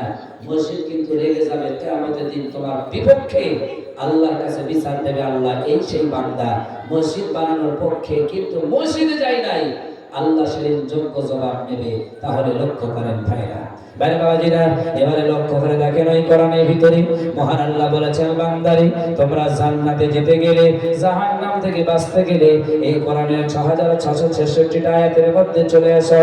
যা যা মহান আল্লাহ আদেশ করেছে তোমরা সেই আদেশগুলো মেনে নিয়ে নাও। তবে আজকে আলেম সমাজ ওয়াজ করে, ওলামারা ওয়াজ করে, আজকে কমিটির যে ছেলেগুলো আছে তারা এত কষ্ট করে টাকা পয়সা তুলে মানুষের দ্বারে গিয়ে এই মাহফিলটাকে কায়েম করে। ওরে মুসলমান, কমিটি ছেলেরা যে সিদ্ধান্ত নেয় মাহফিল দেওয়ার, এই মাহফিলে বসে বসে আপনারা শুনবেন, বক্তা যেটা বলবে মান্যতা দিতে হবে না হবে না? জোরে বলেন। দিতে হবে তো নাকি? না লম্বা ঘটনা শুনে বাড়ি গেলে কিছু ফায়দা হলো না।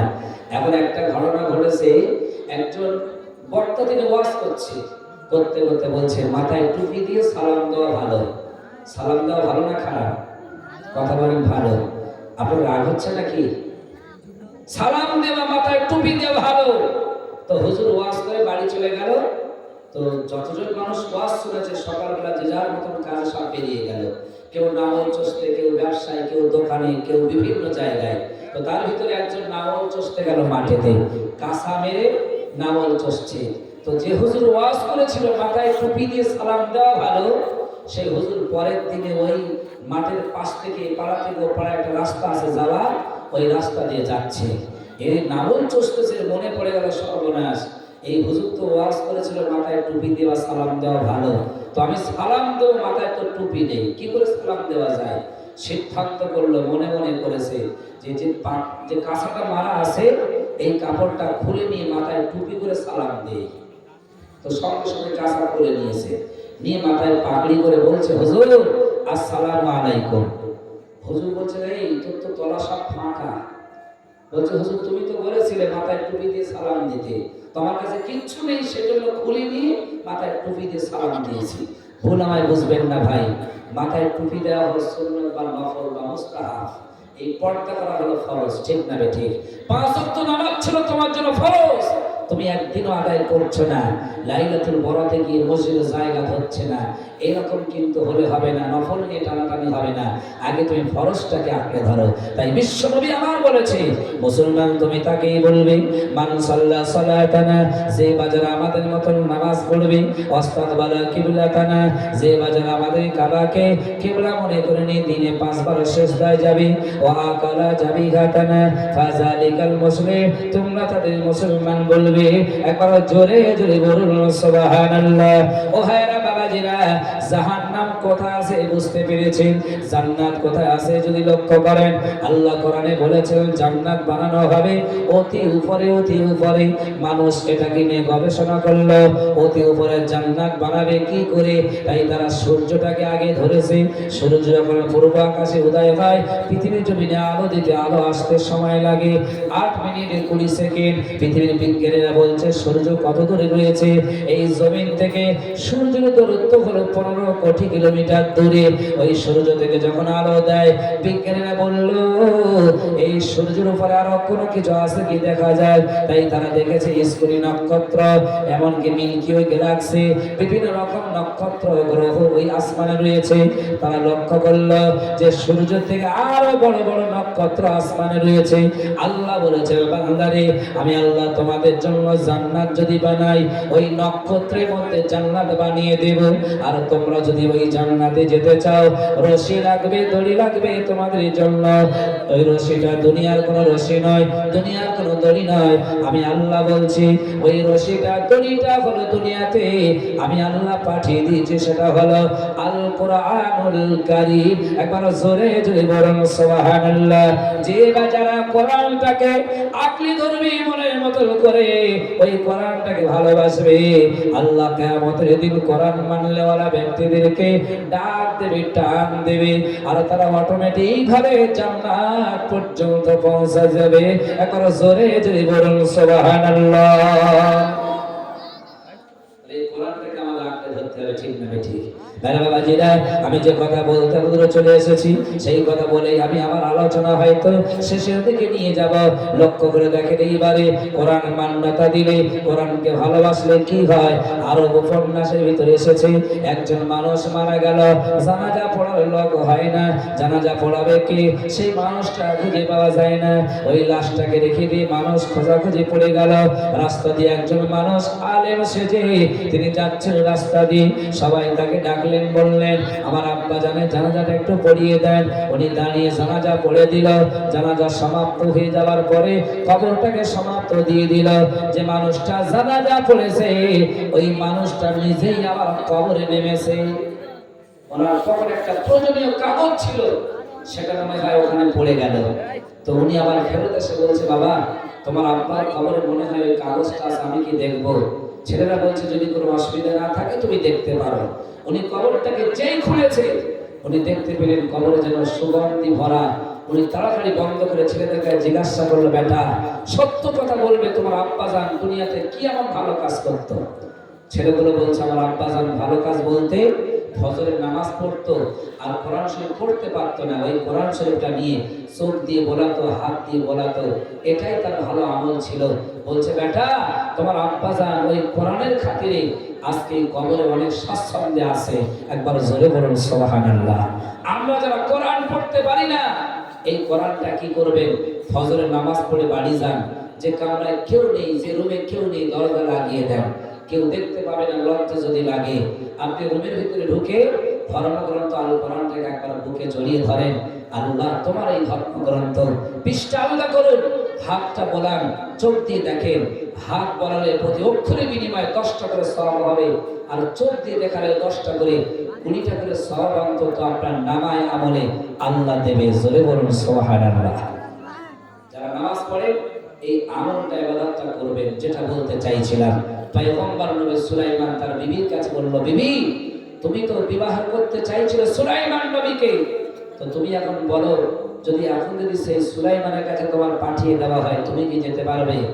বিবিটা বলল, না, সুলাইমান নবীর থেকে আপনার কোনো দিকটা কম নয়, আপনার লাবণ্যময় চেহারা, সুন্দর আকার আকৃতি, অতএব আপনি আমার স্বামী হয়েছেন, এটাই আমার কাছে শ্রেষ্ঠ। নবী সুলাইমান বলল, হে আমার বিবি, বাসর রাতে অনেক মেয়েরা স্বামীর জন্য হাতিয়া নিয়ে আসে, উপঢৌকন নিয়ে আসে, তুমি এমন কিছু এনেছো নাকি যেটা আমার হাতে দেবে? বিবিটা বলল, প্রাণের স্বামী আপনার পরিচয়টা শুনিয়ে দেন, আপনার পরিচয়টা শোনার পরে আমি আংটিটা আপনার হাতে পরিয়ে দিতে পারি। সুলাইমান বললেন, আমার পরিচয় শুনতে পাবে, আংটি যদি পরিয়ে দাও আমার পরিচয় তুমি তখন জানতে পারবে। ভাই বাবাজিরা, ওই গভীর রাতে কেউ আর জেগে নাই, কর্মব্যস্ততা, শহর নিস্তব্ধ হয়ে গেল, পাড়া গ্রামগঞ্জে মানুষ সব ঘুমিয়ে পড়েছে। পয়গম্বর নবী সুলাইমান যেই না বলল, বিবিটা বলল, প্রাণের স্বামী আপনি হাতটা বাড়িয়ে দেন, বাড়িয়ে দেন। যে সময় নবী সুলাইমান হাতটা বাড়িয়ে দিল, সঙ্গে সঙ্গে পয়গম্বর সুলাইমানের হাতে আংটিটা পরিয়ে দিচ্ছে। ওই সময় মেয়েটা বলছে, হে আমার প্রাণের স্বামী রে, সত্য কথা বলবে, আজকে বাসর রাতে আমি আপনার কাছে জানতে চাই, যখন আপনার হাতে আংটিটা পরিয়ে দিচ্ছি, অতএব আমি বুঝতে পারছি হয়তো এই জামানায় একজন নবী ছিল, যার নাম হযরতে সুলাইমান। ওই সুলাইমানের আকার কেমন হবে শুনেছি, আকৃতি কেমন হবে শুনেছি, আপনার আকৃতি তেমন তো সুন্দর, আকার তো তেমন সুন্দর। হে আমার প্রাণের স্বামী, আজকে একটা বছর হয়ে গেছে আমাদের বাড়িতে রয়েছে, পরিচয় তোমার শোনাও নাই, আজকে বাসর রাতে তুমি এখন আমার শোনাতে পারলে না। হে আমার স্বামী, সত্য কথা বলো, তোমার নামটা আগে একটুখানি শোনাও, কারণ সুলাইমানের মতন আপনার সব কিছু লাগে। একবার জোরে জোরে বলুন সুবহানাল্লাহ। পয়গম্বর নবী সুলাইমান ওই বাসর রাতে এই কথা শোনার পরে তিনি কেঁদে ফেললেন, চোখ দিয়ে পানি বার হয়ে গেল, শুকরিয়ার কান্না কেঁদে কেঁদে বলছে, হে আমার বিবির শরীরকে দাও, তুমি যেটা অনুধাবন করেছ, যেটা মনে মনে করেছ, একেবারেই খারাপ নয়, একেবারেই মিথ্যা নয়, তবে শরীরকে দাও। আমি অন্য কেউ নয়, আমি হলাম পয়গম্বর দাউদ নবীর বেটা, পয়গম্বর সুলাইমান আলাইহিস সালাম, যাকে তুমি চিঠি দিয়েছিলে বিবাহের জন্য। আমি ওই চিঠিটা পেয়েছিলাম, কিন্তু সেদিন মনে করেছিলাম সামান্য জেলের মেয়েকে বিবাহ করব। না না না, আমি পয়গম্বর সুলাইমান জেলের মেয়েকে বিবাহ করব না বলে আমি সেদিন চিঠিটাকে প্রত্যাখ্যান করেছি। হে আমার বিবি রে, আমি অন্য কেউ নয়, আমি হলাম তোমার জীবনের স্বপ্নের আলো, সেই পয়গম্বর সুলাইমান আলাইহিস সালাম। একবার জোরে জোরে বলুন সুবহানাল্লাহ। ওরে মুসলমান, গভীর রাত, সকাল হয়ে গেল, এদিকে রাজদরবার ফাঁকা শূন্য অবস্থায় রয়েছে, কেউ আর রাজদরবারে বসে নাই। দেশের মানুষ মনে মনে করলো, তাহলে সুলাইমান, আসল সুলাইমান গেল কোথায়? যদি নকল হয়, আসল সুলাইমান আছে কোথায়? খোঁজাখুঁজি শুরু হয়ে গেল, খুঁজতে লাগলো সুলাইমান নবীকে, কারণ সুলাইমান ছাড়া রাজদরবার চলবে না, রাজদরবার ফাঁকা থাকবে মেনে নেওয়া যায় না। দেশের মানুষ বিভিন্ন জায়গায় খুঁজতে লাগলো, কিন্তু সুলাইমানের সন্ধান কোথায় পাওয়া যায় না। ওরে মুসলমান, অবশেষে ওই দেশবাসীরা নদীর চলে চলে আসলো, সেখান থেকে শুনলো একজন জেলের বাড়ি, একজন যুবক ছেলে রয়েছে, পরিচয় তো জানি না, সবাই দৌড়ে এসে দেখছে পয়গম্বর নবী সুলাইমান ওই জেলের ঘরে বসা। একবার জোরে জোরে বলুন সুবহানাল্লাহ। দেশবাসীরা বলল, হে নবী সুলাইমান, আমাদের ভুল হয়েছে, অন্যায় হয়েছে, আপনি চলুন চলুন চলুন, আপনি চলুন রাজদরবারে চলুন। ওই দিন নবী সুলাইমান বলেছিল, আমি যাব, কিন্তু একা নয়, আমি যে অহংকার করেছিলাম যে নারীটার বিষয়ে, এই সেই স্ত্রীটাকে না নিয়ে আমি নবী সুলাইমান রাজদরবারে যেতে চাই না। ওরে মুসলমান, যেটা বোঝার জন্য বললাম, তাহলে সামান্য অহংকারের জন্য যদি সুলাইমান 1 বছর শ্রমিকের দায়িত্ব নিতে পারে, যদি সামান্য অহংকারের জন্য রাজদরবার ছাড়তে পারে, সামান্য অহংকারের জন্য সেই জেলের ঘরে জেলের মেয়ের সঙ্গে যদি আল্লাহ বিবাহের ব্যবস্থা বানাতে পারে, আমাদের জীবনে আমরা যারা অহংকার করি, আল্লাহ বলেছেন, বান্দারে অহংকার করে চলবে না, কারণ তোমাদের যা যা দিয়েছে, যা যা তোমরা পাও, সব আমি আল্লাহ, আমার রহমত, আমার করুণা। একটুখানি বোঝাতে চাই, লক্ষ্য করে দেখে, আমরা অক্সিজেন নেই, সারি কার্বন ডাই অক্সাইড। বিজ্ঞানীরা বলছে মানুষ অক্সিজেন নেয় কতবার নিতে পারে দিনে রাতে? বিজ্ঞানের রিচার্জ করলো, একজন সুস্থ মানুষ অক্সিজেন নেয় দিনে রাতে 24 ঘন্টার ভিতরে 3,23,24 ঘন্টার ভিতরে 23,906 বার। এই 23,906 বার অক্সিজেন নেয় দিন আর রাতের মধ্যে। বিজ্ঞানীরা দেখেছে এই 23,906 বার যা অক্সিজেন নেয় এর মূল্য কত হতে পারে?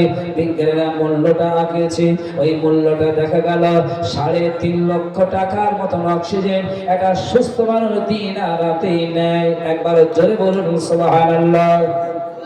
আমি আপনি আপনারা যারা বসে আছে বাস্তব কথা বলছি, আমরা অক্সিজেন নেই সারা দিন রাতে 23,906 বার, এর মূল্য হলো 3.5 লক্ষ টাকা।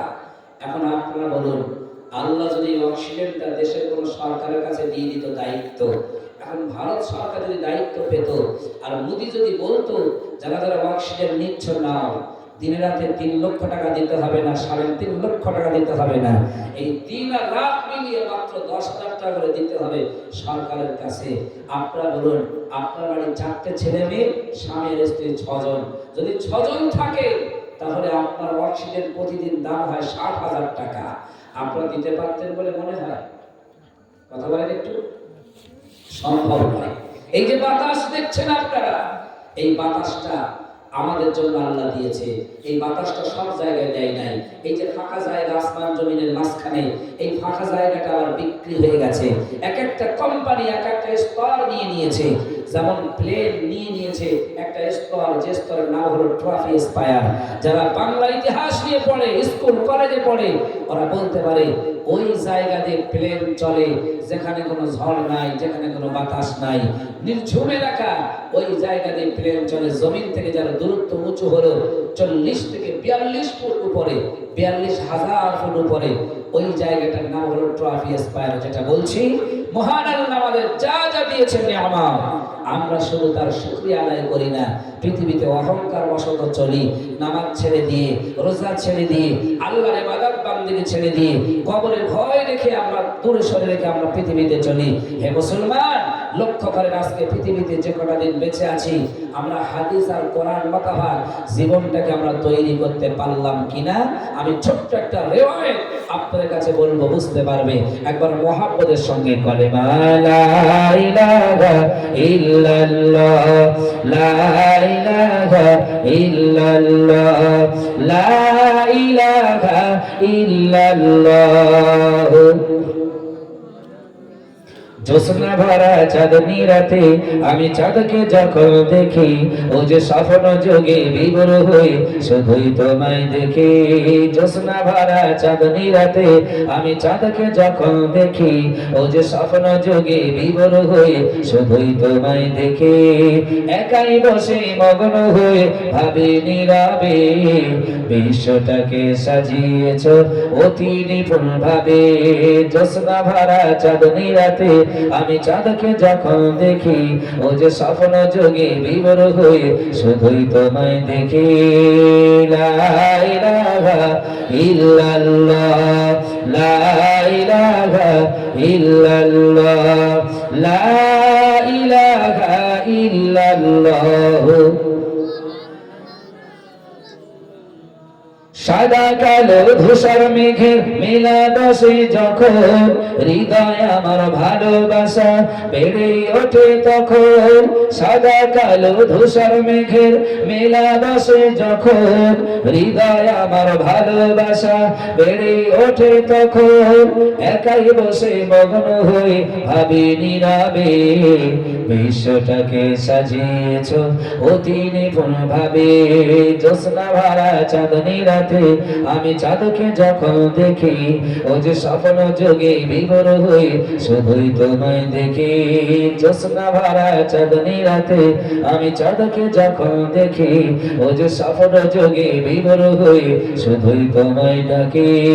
লা ইলাহা ইল্লাল্লাহ, লা ইলাহা ইল্লাল্লাহ, লা ইলাহা ইল্লাল্লাহ। ও ভাইরা বাবাজিরা, আমি আমার আলোচনা সংক্ষিপ্ত করব। আমি যেটা বলতে চাইছিলাম, জান্নাতে যাওয়া সহজ নয়, যেতে গেলে রশি লাগবে। জাহান্নামে যাওয়া সহজ, যেতে গেলে কোরআন বিপক্ষে চলতে হবে। আমরা পৃথিবীর কোনো মানুষ কোরআনের বিপক্ষে চলবে না, জাহান্নামে যেতে হবে।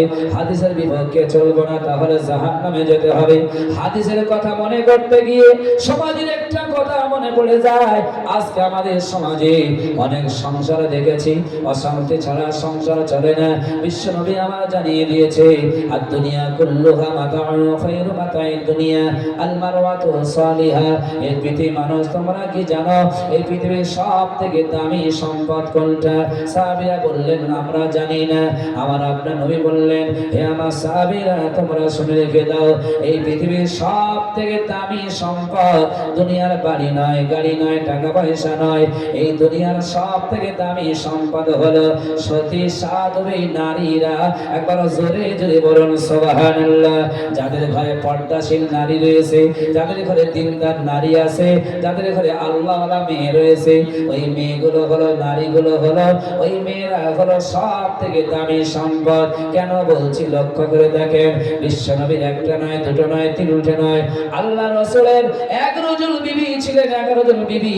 তাদের ভিতরে নাম ছিল হযরতে খাদিজা, কারো নাম আয়েশা, কারো নাম হযরতে খুজাইমা, কারো নাম হযরতে সাউদা, কারো নাম যায়নাব বিনতে জাহাজ, কারো নাম যায়নাব বিনতে খুজাইমা, কারো নাম হাফসা, কারো নাম মাইমুনা, কারো নাম হাবিয়া, কারো নাম সফিয়া। এইভাবে নাম বিশ্বনবীর স্ত্রী আমাদের আম্মা জানদের নাম ছিল। আমার আপনার নবী বলেছেন, হে পৃথিবীর নারীরা, তোমরা যদি জীবনটাকে জান্নাতি বানাতে চাও, 4 জন নারীর আদর্শ তোমরা জীবনে মেনে নিয়ে নাও। প্রথম নাম্বার নাম হলো খাদিজার জীবন আদর্শ মেনে নিয়ে নাও। এই খাদিজা পৃথিবীতে স্বামী ভক্তিটা কি করে করতে হয়, স্বামীর সঙ্গে কি করে খেদমত করতে হয়, স্বামীকে কতটা সম্মান দিতে হয়, পৃথিবীর কোন নারীদের দেখতে হবে না, শুধু খাদিজার জীবন আদর্শ দেখো।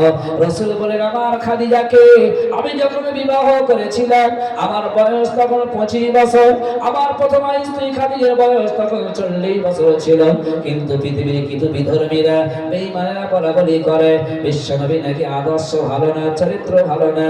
না না না, আরে মুসলমান লক্ষ্য করে দেখো, আমার আপনার নবীর আদর্শ হলো ওয়া ইন্নাকা লাআলা খুলুকিন আযীম।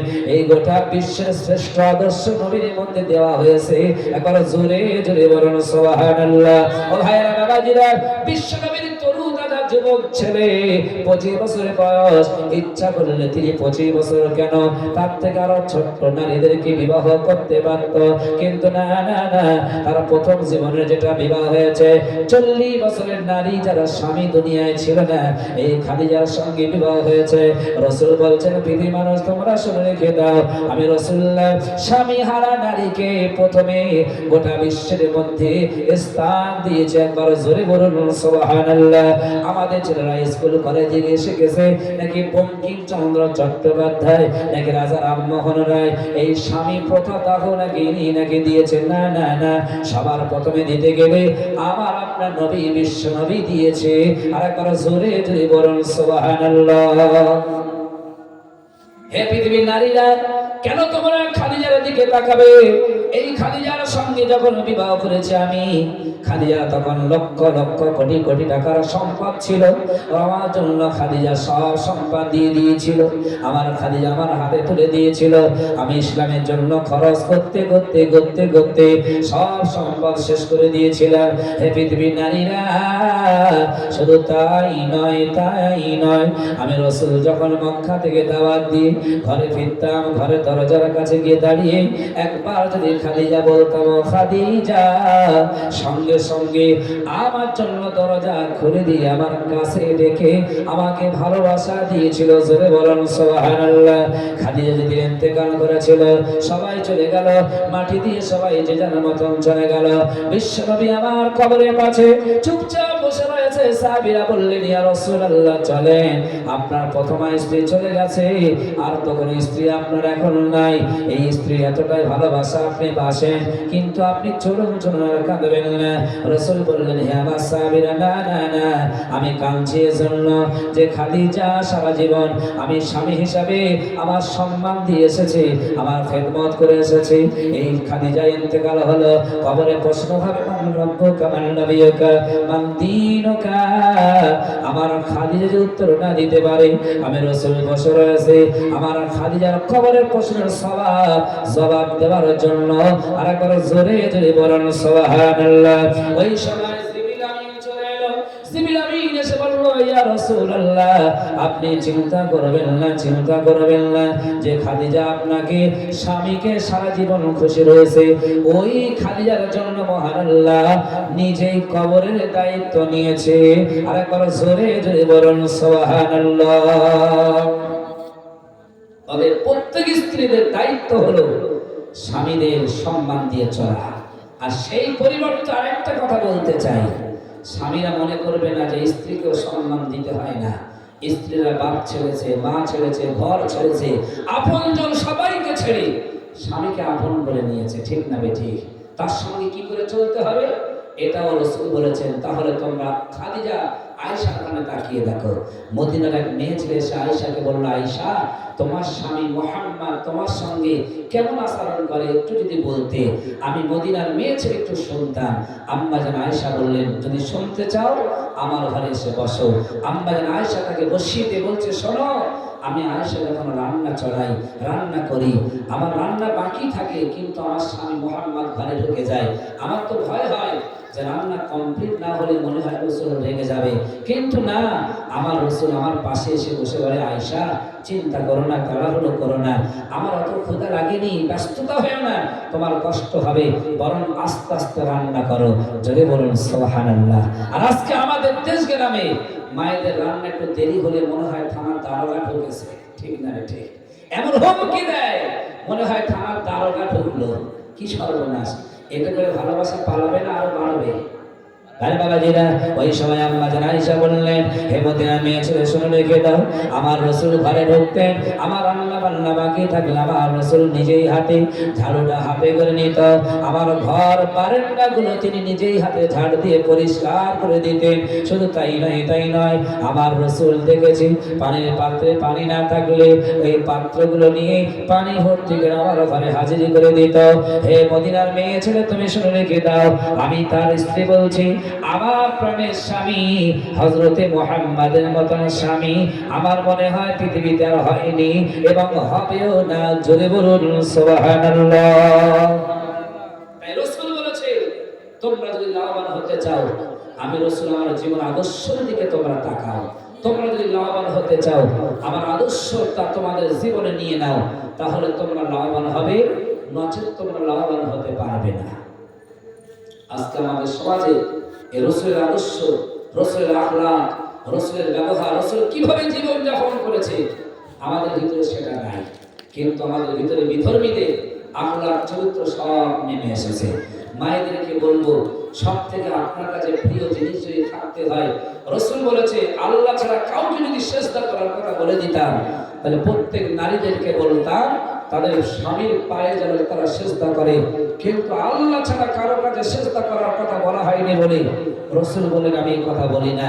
কোন মেয়ে ছেলে যদি জীবনে 5 ওয়াক্ত নামাজ পড়ে, রমজান মাসে রোজা রাখে, আর পর্দা করে চলে, স্বামীর খেদমত করে, ওই নারীটা মারা যাবে। স্বামী যদি একবার বলে, আমার স্ত্রীর প্রতি আমার কোনো ক্ষোভ নাই, আমি সন্তুষ্ট, রাসূল বলেছেন ওই স্ত্রী বিনা হিসাবে আল্লাহর জান্নাতে যাবে। জোরে বলুন সুবহানাল্লাহ। স্ত্রীদের কর্তব্য হলো কি? 4টে কাজ। প্রথম নাম্বার কাজ, 5 ওয়াক্ত নামাজ পড়তে হবে। দ্বিতীয় নম্বর, রমজান মাসে রোজা রাখতে হবে। তৃতীয় নম্বর হলো পর্দার সঙ্গে থাকতে হবে। কারণ আমি একটা কথা বললে হয়তো আপনাদের রাগ হবে, এলাকায় বর্তমান সময়ে আর পর্দা বলে কি সেই জিনিসটা দেখা যায় না, ঠিক না ঠিক? এলাকায় সাইকেল আছে, আপনাদের এলাকায় সাইকেল? এখন সাইকেলের টায়ার বাইরে থাকে না টিউব বাইরে থাকে?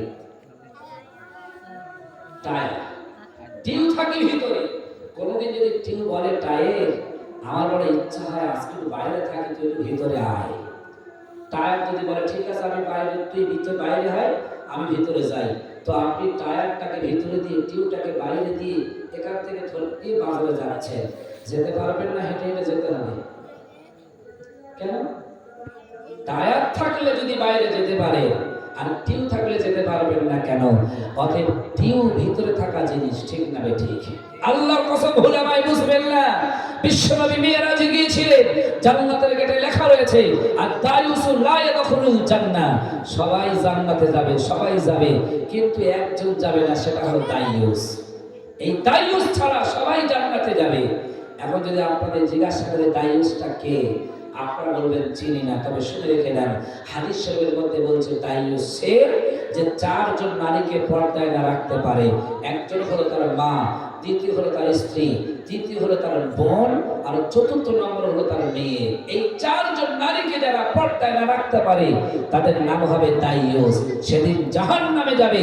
মেয়ে ছেলে জাহান্নামী হলে আল্লাহ বলবে যাও জাহান্নামে যাও। মেয়েরা জাহান্নামের কাছে দাঁড়িয়ে বলবে আল্লাহ জাহান্নামে যাব না। বলবে কেন? বলবে আব্বা ছিল তাকে ডেকে দাও। ভাই বাবাজিরা, হাদিস শরীফের মধ্যে এসেছে মহান আল্লাহ তখন তার আব্বাকে ডেকে দেবে। কারণ ওই মেয়েটা বলবে আমার আব্বা আমাকে জন্ম দিয়েছে, ঈদের দিনে জামা চেয়েছিলাম, এলাকার সব থেকে উলঙ্গ নগণ্য জামা যেটা বাজারে চলছিল, মালা জামা, পাখি জামা, বিভিন্ন জামা চলছিল, যে জামা কিনলে দেহের অঙ্গ পতঙ্গ দেখা যায়, ওই জামাটা কিনে দিয়েছিল। আমি সমাজে পড়েছিলাম, গোনাহ হয়েছে, আজকে জাহান্নামী হব। আমার আব্বাকে ডেকে দাও। দাবিয়ে দাবিয়ে জাহান্নামে যাব। আব্বাকে ডেকে দেওয়া হবে। ওই মেয়ে ছেলে বলবে তারপর স্বামীকে ডেকে দাও। ও ভাইরা বাবাজিরা, অনেক স্বামী রয়েছে দেখেছি স্ত্রীদের পর্দায় রেখে দেয়, বাইরে বার করা যার সঙ্গে পর্দায় রাখে, পর্দার কথা বলে।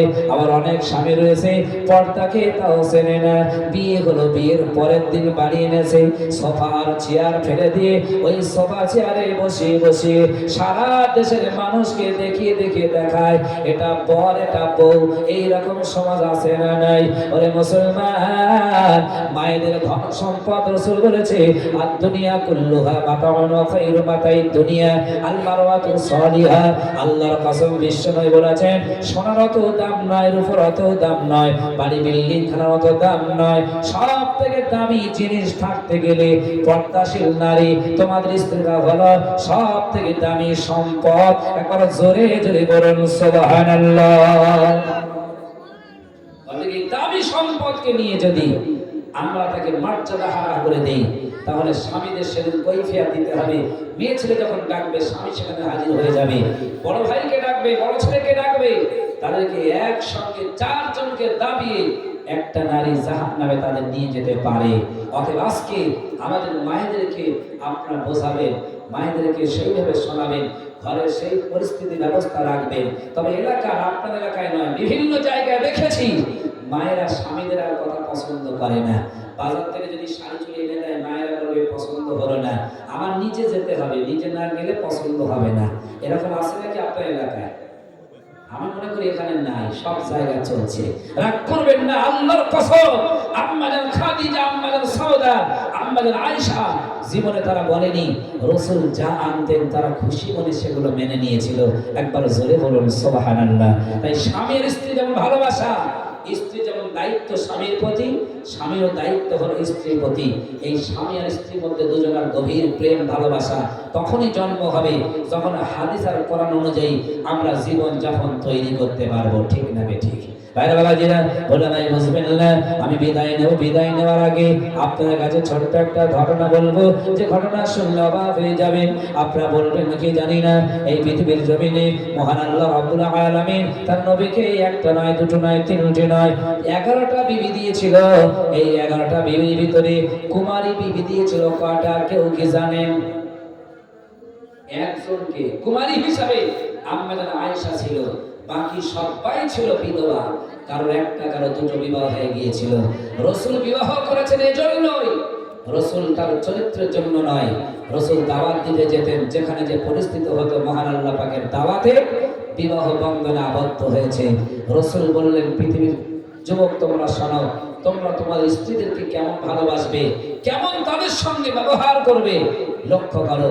একদিন রাসূলুল্লাহর কাছে সব স্ত্রীরা এসে বলল, ইয়া রাসূলুল্লাহ, আপনি বলুন, আপনি পৃথিবীতে কোন স্ত্রীকে সবথেকে বেশি ভালোবাসেন?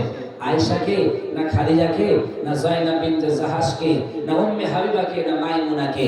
রাসূলুল্লাহ যদি বলতেন আয়েশাকে, তাহলে অন্য স্ত্রীরা রেগে যেত না খুশি হতো? রেগে যেত। রাসূল মাথা নিচু করলেন, বললেন, যাও, আগামীকাল সকালবেলা আমি বলবো কোন স্ত্রীকে বেশি ভালোবাসি। আরে বাবাজিরা সবাই যে যার মতন চলে গেল। বিশ্বনবী আবার দেরি করলেন না, গভীর রাতে উঠলেন, কিছু খাজুর নিয়ে সব স্ত্রী ঘরে তো চলে গেল। প্রথমে সাওদার ঘরে গিয়ে বলছে, এ সাওদা শুনে রেখে দাও, তুমি একটু হাতটা বাড়াও, আমি তোমাকে একটা জিনিস দেবো, কাউকে বলবে না। আম্মা সাওদা হাতটা বাড়িয়ে দিল। বিশ্বনবী একটা খরমা খাজুর হাতে দিয়ে বলছে, তুমি আর কাউকে বলবে না। আয়েশার ঘরে চলে গেল, একটা খাজুর দিল। উম্মে হাবিবার ঘরে চলে গেল, আর একটা খাজুর দিল। সবাইকে বলল, কেউ কাউকে বলবে না, অতএব সবাই জানে আমাকে দিয়েছে, আমাকে দিয়েছে। বিশ্বনবী এইভাবে করতে করতে ফজর হয়ে গেল। ফজরের নামাজ আদায় করে তিনি বসে রয়েছে। সকল আম্মা জানেরা দুইজন ছাড়া সবাই চলে গেল। যে দুজনের নাম হলো হযরতে খাদিজা আর জয়নাব বিনতে খুজাইমা। এই দুজন সেদিন বেঁচে ছিল না, দুনিয়া থেকে বিদায় নিয়েছিল। 7 থেকে 9 জন আম্মা জান, তারা সবাই এসে বলল, ইয়া রাসূলুল্লাহ, আপনি কাকে বেশি ভালোবাসে? আজকে সকালবেলা বলবেন বলেছেন, বলেন বলেন। ওই সময় বিশ্বনবী আমার বললেন, সবাই দাঁড়িয়ে যাও। এ ভাইরা বাবাজিরা, কেমন ব্যবহার বিশ্বনবী তার স্ত্রীদের সঙ্গে করেছে।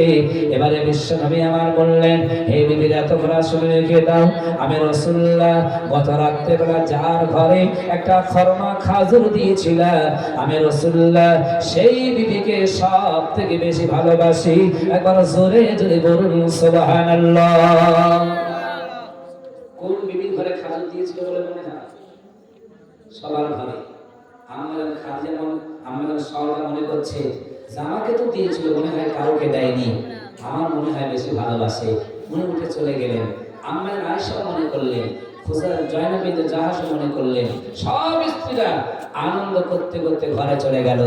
জিবরিল আমিন চলে এসে বলল, হে নবী মুহাম্মদ, শুনে রেখে দাও, তুমি যে তোমার বিবিদের সঙ্গে যে আচরণটা করেছো, বিবিরা খুশি হয়নি, এই খুশিতে আল্লাহ নিজে খুশি হয়েছে। জোরে বলুন সুবহানাল্লাহ। মাঝে মধ্যে আমাদের সমাজে এরকম করা দরকার যে রাসূলের সুন্নাতগুলো মেনে, অতএব সমাজ শান্তি হবে। তাই একবার মুহাম্মদের সঙ্গে দরুদ, আল্লাহুম্মা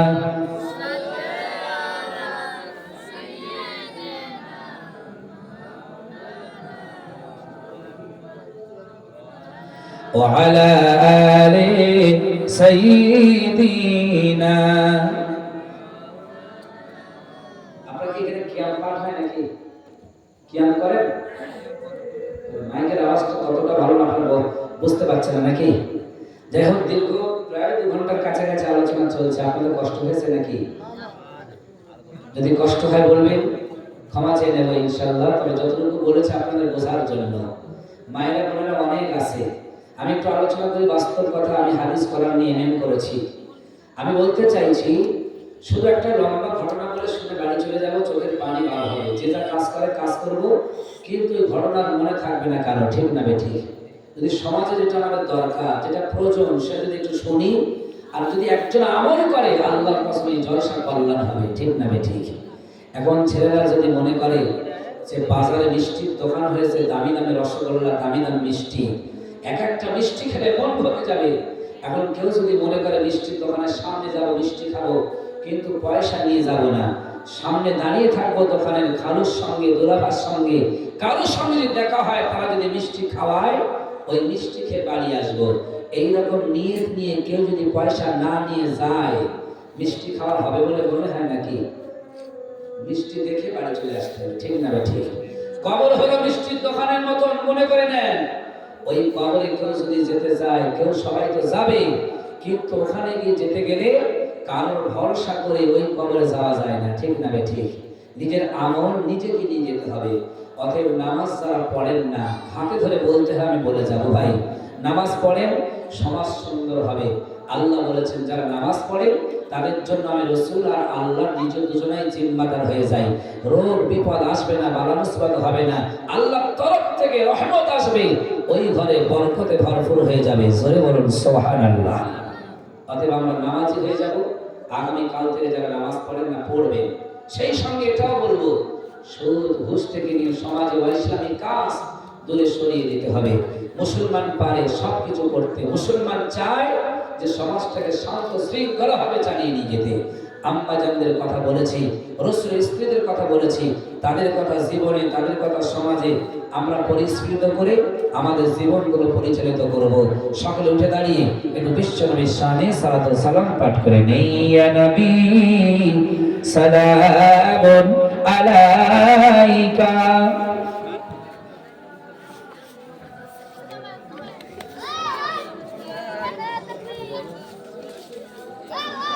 ইয়া হাবিব সালামুন আলাইকা সালামাতুল্লাহ। তায়েফে সেই দুষ্ট ও ছেলেরা নবীকে পাগল বলিয়া মারিল পাথর ও ছড়িয়া উঠিল আরশ কাঁপিয়া। ইয়া নবী সালামুন আলাইকা ইয়া রাসূল সালাম ইয়া হাবিব সালামুন আলাইকা সালামাতুল্লাহ। মক্কার মরু প্রান্তরে আব্দুল্লাহর জীর্ণ কুঠিরে আমিনা মায়ের উদরে পাঠাইলেন আল্লাহ আপনারে। ইয়া নবী সালামুন আলাইকা ইয়া রাসূল সালাম ইয়া হাবিব সালামুন আলাইকা সালাম। ওগো নবী মোরা এসেছি ফিতনার জামানা, তাই পাঠাইলাম আজ সালামের নজরানা। তুমি যে মোদের ও ঠিকানা, আছো যে সেই সোনার মদিনা। ইয়া নবী সালামুন আলাইকা ইয়া রাসূল সালাম ইয়া হাবিব সালামুন আলাইকা সালামাতুল্লাহ। জয় হোক ভাই, বসতে বলবো বসার আগে। এই ছেলেগুলো যারা আসেন এর ভিতরে একটু আসেন দিন ভাই, এই ভিতরে চলে আসেন, ভিতরে এসে বসে পড়ে সকলে দরুদ শরীফ পড়েন। আল্লাহুম্মা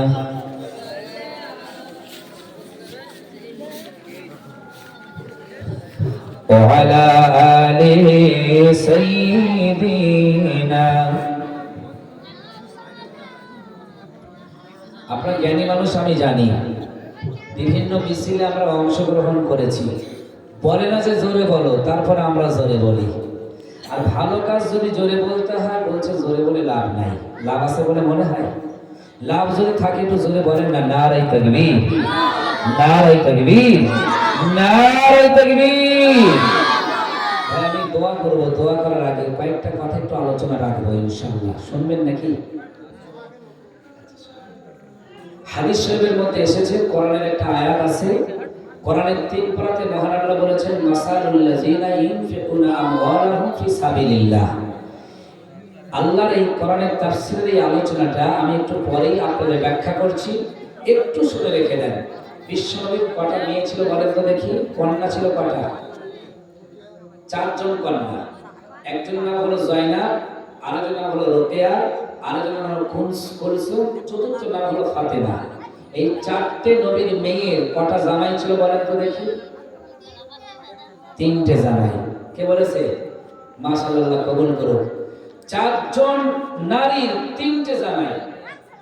এখন 3টে জামাই, একটা হলো আবুল আস, উসমান গনি দুটোই কন্যাকে বিবাহ করেছিল, তাই তার নাম ছিল জিন্নুরাইন, দুই নূরের অধিকারী। চতুর্থ কন্যা ফাতেমার স্বামীর নাম হলো হযরত আলী। আলী এত গরিব ছিল, এত গরিব, এত অসহায় ছিল। আমার মনে হয় আমাদের চোখে দেখা, মনে বোঝা ওই রকম গরিব এই সমাজ আর কেউ নাই, কেউ নাই। এক শ্বাস খাওয়া হতো তো দু শ্বাস খাওয়া হতো না, রাতে খেলে দুপুরে আর তারপরের দিন রাতেও খাওয়া হতো না। এই আলীর স্ত্রী ফাতেমার একদিন শরীর খারাপ করেছে, এত অসুস্থ। আলীকে ডেকে ভয় করছে, তারপরে বলছে, আলী আমি নবীর বেটি ফাতেমা, তোমার স্ত্রী, আমার একটা ইচ্ছা হচ্ছে, শরীর বড় খারাপ, একটা আনার ফল খাওয়ার ইচ্ছা হচ্ছে। আনার ফল তুমি যদি চাও একটা আনার ফল এনে দিতে পারো। আনার ফল মানে হলো বর্তমান জমার সময় যার নাম হলো ডালিম। মানুষ অসুস্থ হলে এনে দেয় তো নাকি? তো ফাতেমা বলছে, আমি অসুস্থ, একটা ডালিম যদি এনে দাও, আনার যদি এনে দাও, আমি খুশি হতাম। আলী চিন্তায় পড়ে গেলেন, পয়সা নাই, কার কাছে চাইবে, কার কাছে বলবে? যার কাছে চেয়েছে কেউ দেয় নাই। অবশেষে হযরত আলী মদিনার বাজারে চলে গেল। মদিনার বাজারে গিয়ে বলছে, ভাই আমার একটা কাজে নাও, আমি আলী কাজ করতে চাই। কেউ কাজে নেয় না, নবীর জামাই, সম্মান আছে। অবশেষে ইহুদির বাড়ি কাজ করে যা পয়সা পেয়েছে, একটা আনার ফল কেনার মতন পয়সা হলো। ওই একটা আনার ফল কিনে হযরত আলী বাড়ির দিকে রওনা দিচ্ছে। আল্লাহ বলছে, দেখি আলীকে আজকে পরীক্ষা নেব। তো আলীকে পরীক্ষা নেবার জন্য একজন ফেরেশতা পাঠালো মানুষ রূপে। সে এসে বলছে, আলী আমার শরীরটা অত্যন্ত খারাপ, একটু আনার ফল থাকলে যদি দিতে, আমি আনার ফলটা খেতাম। আলী মনে মনে করছে, আমার কাছে আনার ফল আছে, কেউ জানে না, আর যদি আমি একে না দেই আল্লাহর কাছে জবাবদিহি করতে হবে, ঠিক না ঠিক? আল্লাহ বলবে, আলী তোমার কাছে আনার ফল ছিল, তুমি দাও নাই। আলী ওই আনার ফলটা কাটলেন, মাঝখান থেকে অর্ধেকটা তাকে দিলেন, আর অর্ধেকটা নিয়ে ফাতেমার জন্য নিয়ে যাচ্ছে। হযরত আলী মনে মনে করেছেন, এই অর্ধেক আনার ফল যদি আমার বিবি ফাতেমার কাছে দেই, ফাতেমা হয়তো সন্তুষ্ট হবে। অধিক আনন্দ করতে করতে, ফাতেমাকে খুশি করতে, ওই আনার ফলটা নিয়ে বাড়ির দিকে রওনা দিল। ওরে মুসলমান, কিতাবে এসেছে, আল্লাহ বললেন, আরো পরীক্ষা নিয়ে নাও, ফেরেশতা যাও, চলে যাও, আলীর কাছে আনার ফল তোমরা চেয়ে নাও। ওই ফেরেশতা চলে এলো, আলীকে বলছে, আলী রে, জানার ফলটা তুমি দিয়েছিলে, অর্ধেক আমি খেয়েছি, আমার শরীর সুস্থ বোধ হয়েছে, কিন্তু আরো অর্ধেক আনার ফল রয়েছে, ওইটা যদি দিতে আমি খেয়ে একটু সন্তুষ্ট হতাম। ও ভাইরা, বাবাজিরা, আমাদের কাছে যে কেউ যদি বলে এরকম ভাবে যে বাবা তোমার কাছে একটা আছে, বিবি বাচ্চার জন্য রেখেছো, আমাদেরকে দাও, আমরা বলবো খবরদার নয়, এটা আমার বিবি খাবে, বাচ্চা খাবে, বলবো না, বলবো না। হযরত আলী বললেন, হে ভাই শুনে কে দাও, আমি যদি অর্ধেক আনার ফলটা ফাতেমার জন্য নিয়ে যেছিলাম, আর তোমাকে যদি না দেই আল্লাহর কাছে জবাবদিহি করতে হবে। না না না, এবার দেখানোর ফলটা নিয়ে যাও। আল্লাহ দাতাদের পছন্দ করে, দানিদের পছন্দ করে। তাই হযরতে আলী দিয়ে দিয়ে শূন্য হাতে বাড়ি থেকে রওনা দিল। ফাতেমার ঘরের কাছে ঢুকতে চাইছে না, লজ্জায় পড়ে যায়। ফাতেমার জন্য আনার ফল আনতে গেলাম, ফাতেমা আশায় বসে রয়েছে, আমি আনার ফল আনবো, ফাতেমা খাবে। না না না, আমার কাছে আনার ফল তো নাই, ফাতেমার কাছে কি বলবো? ফাতেমা ঘর থেকে বলল, প্রাণের স্বামী রে, ও হাসান হোসাইন আব্বাজান, না না না, লজ্জিত হয়ে না, আমার কাছে এসো, পাশে বসো। যাইনা আলী লজ্জা করতে করতে পাশে বসেছে। হযরতে ফাতেমা বলল, হে আমার প্রাণের স্বামী রে, আপনি ঘরে ঢোকার আগে আমার যেন শরীর আল্লাহ সুস্থ বানিয়েছেন, জোরে বলুন সুবহানাল্লাহ। আর আনার ফল খাবার কোনো প্রয়োজন নাই। আলী মনে মনে করেছে, ফাতেমা মনে হয় আমার ব্যাপারটা বুঝে গেছে, আনার ফল নাই। তাই আলী বলল, না না না, হে ফাতেমা, তেমন নয়, আমি একটা আনার ফল তোমার জন্য আনছিলাম। পথের মাঝখানে এরকম ঘটনা ঘটে গেল। এই কথা যখন দুজনায় বলা বলি শোনাশোনি করেছে, ওই সময় আলীর ঘরের দরজায় একজন ধাক্কা দিয়ে বলছে, আলী রে, তুমি দরজাটা খুলে দিয়ে দাও। আলী দরজা খুলে দিল। সঙ্গে সঙ্গে দেখতে হলো একজন নবীর সাহাবী, যার নাম আনাস, মাথায় একটা ঝুড়ি নিয়ে দাঁড়িয়ে রয়েছে। আনাস বলছে, আলী তুমি ঝুড়িটা নামিয়ে নাও। আলী সঙ্গে সঙ্গে ঝুড়িটা নামানো হলো। আলী জিজ্ঞাসা করলে, এতে এত আনার ফল কার? আনাস বলছে, যা কিছু আছে সব তোমার। ওই সময় আলী গুনছে, একটা, দুটো, তিনটে, চারটে, পাঁচটা, ছটা, সাতটা, আটটা, নটা। যখন নটা আনার ফল হয়েছে। আলী বলছে আনাস রে, এই 9টা আনাফাল আমার নয়, নবীর দরবারে ফেরত নিয়ে যাও, আমি আনাফাল নিতে পারি নাই। সঙ্গে সঙ্গে আনাস করলো কি, একটা আনাফাল লুকিয়ে রেখেছিল, ওই লোকালো আনাফালটা ওই ঝুড়িতে দিয়ে দিলেন। 9টা যদি থাকে আর একটা দিলে কটা হবে জোরে বলেন? 10টা। আলী বলছে যদি এবারে বলো তাহলে আমি বলবো যে 10টা আমার। হযরত আনাস বলছে আলী সত্য কথা বলো। এইটা জানার জন্য, তথ্য জানার জন্য আমি একটা আনাফাল লুকিয়ে রেখেছিলাম। নবীর কাছে কে যেন অজানা মানুষ এসে অনেক আনাফাল দিল, আমাদের সবার একটা করে দিয়েছে, আর তোমার জন্য 10টা দিয়েছে, ব্যাপারটা কি? আলী বলল চলো নবীর কাছে যাই। নবীর কাছে গেল। নবী বলছে আলী, তুমি যে আজকে রাস্তায় একটা আনাফাল দান করেছো, আল্লাহ কোরআনে বলেছেন মাসালুল লাযিনা ইউনফিকুনা আমওয়ালাহুম ফি সাবিলিল্লাহ, আল্লাহ রাস্তায় যারা 1 টাকা দেয় আল্লাহ তার পরিমাণ 10 গুণ বাড়িয়ে দেয়। জোরে বলুন সুবহানাল্লাহ। কোরআনের কথা মিথ্যা হতে পারে না সত্য হতে পারে? চিল্লে বলেন সত্য বললে কেউ কি মারবে নাকি আপনাদের? অসুবিধা আছে? তাহলে কোরআনের কথা সত্য বলবেন, একটু শক্তি নেই মনে বলেন কোরআনের কথাটা সত্য না মিথ্যা? সত্য কথা। কোরআনের মধ্যে আল্লাহ বলেছেন ইন্নাল্লাহা লা ইউখলিফুল মিয়াদ, আমি যেটা বলি সেটা ওয়াদা ভঙ্গ করি না, যা বলি তাই তাদের দেই। অতএব আলী যদি একটা আড়াল ফল দিয়ে যদি 10টা আড়াল ফল পায়, আমরা দান করলে কি আমাদের কমে যাবে না আল্লাহ বাড়িয়ে দেবে? বাড়িয়ে দেবে, বরকত দেবে। উঠবেন না ভাই কেউ, দোয়া করে দেবো। দোয়া করার আগে একটু বসেন, মজলিসটা সুন্দর লাগুক। আচ্ছা বলেন, আগামী বছর এই মজলিস হবে না হবে না?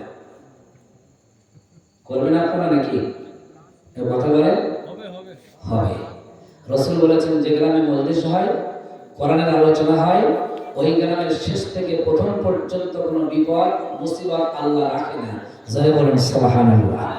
ওই গ্রামে মুসাফির ঢোকে, ওই গ্রামে কোরআনের আওয়াজ আসে, তোমরা যদি না বসো ওই মজলিসে ফেরেশতারা বসে থাকে।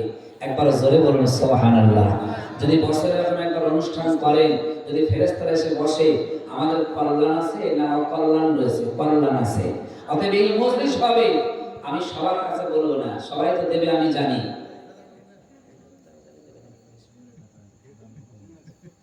আচ্ছা 1000 টাকা দেওয়ার একজন আছেন যা আগামী বছরের মধ্যে, নগদ নয়, আগামী বছর 1 বছরের মধ্যে যখন আপনার সুবিধা হবে 1000 টাকা এই জলসার জন্য দেবেন? কে আছে? একটু হাত তুলে বলেন তো যে আমি দেব। নারায়ে তাকবীর। এই সবাই একটু তাকবীর দাও। নারায়ে তাকবীর, নারায়ে তাকবীর। কি নাম ভাই? ভাই নাম কি? নাম? আমি নাম লিখবে না নাকি?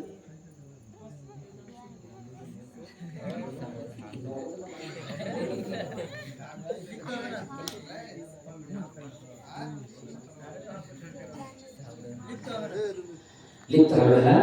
আচ্ছা শোনেন, 3 জনের দোয়া আল্লাহ দরবারে কবুল হয়। একজন হলো মুসাফির, একজন হলো মাজলুম, আর একজন হলো পিতামাতা। মুসাফির অবস্থাতে রয়েছে, একটু দোয়া চাই, যারা দান করবে তাদের জন্য চাইবো। ভাইয়ের নাম কি বলেন তো ভাই? কি না? আমির। ছোট্ট করে হাত তুলে আল্লাহুম্মা আমিন।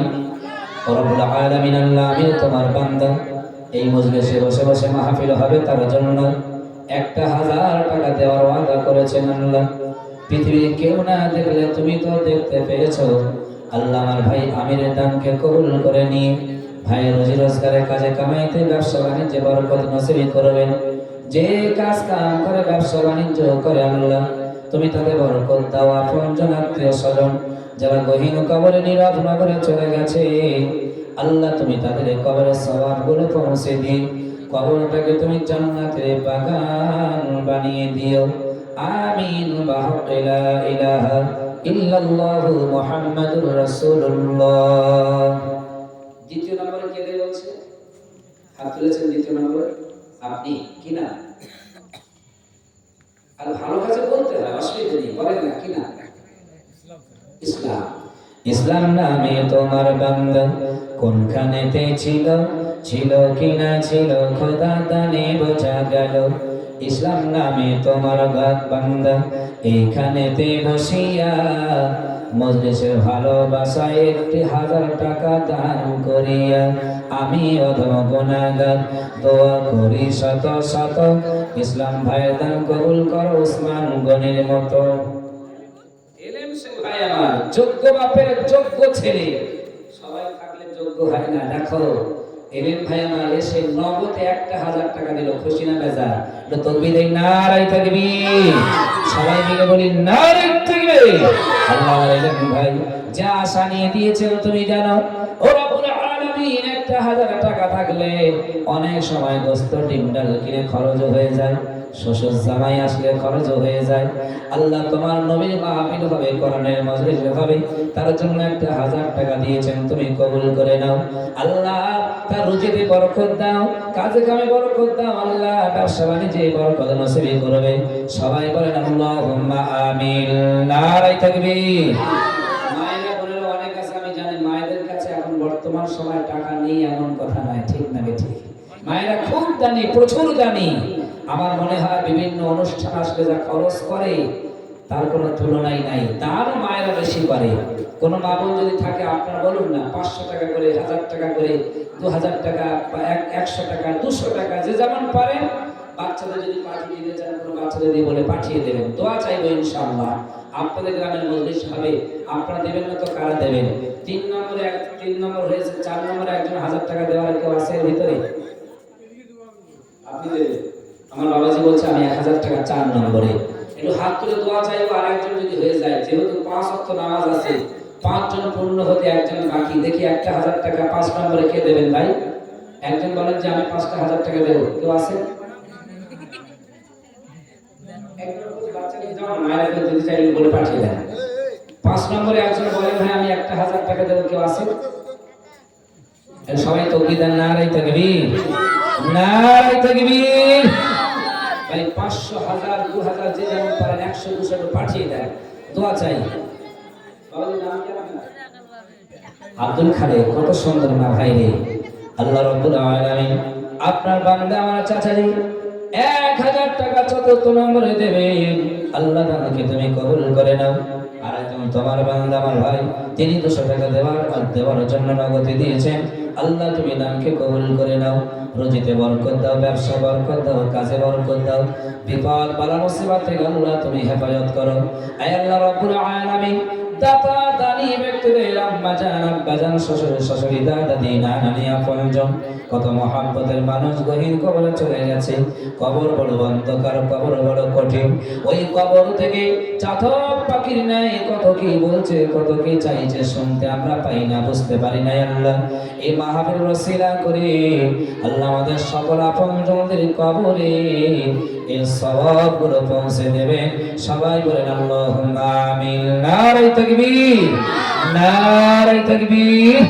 জিকির করি লা ইলাহা ইল্লাল্লাহ, লা ইলাহা ইল্লাল্লাহ, লা ইলাহা ইল্লাল্লাহ।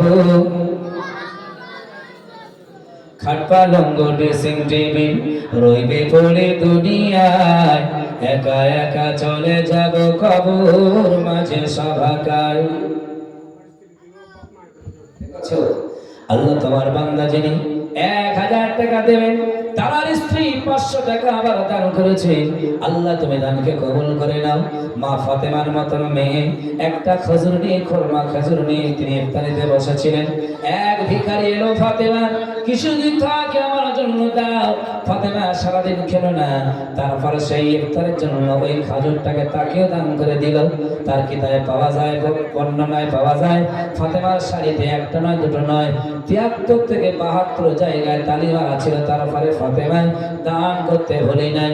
আল্লাহ তোমার এক বান্দি, আল্লাহ তিনি ফাতেমার মতো দাতা দানি 500 টাকা নিয়ে পাঠিয়ে দিয়েছে।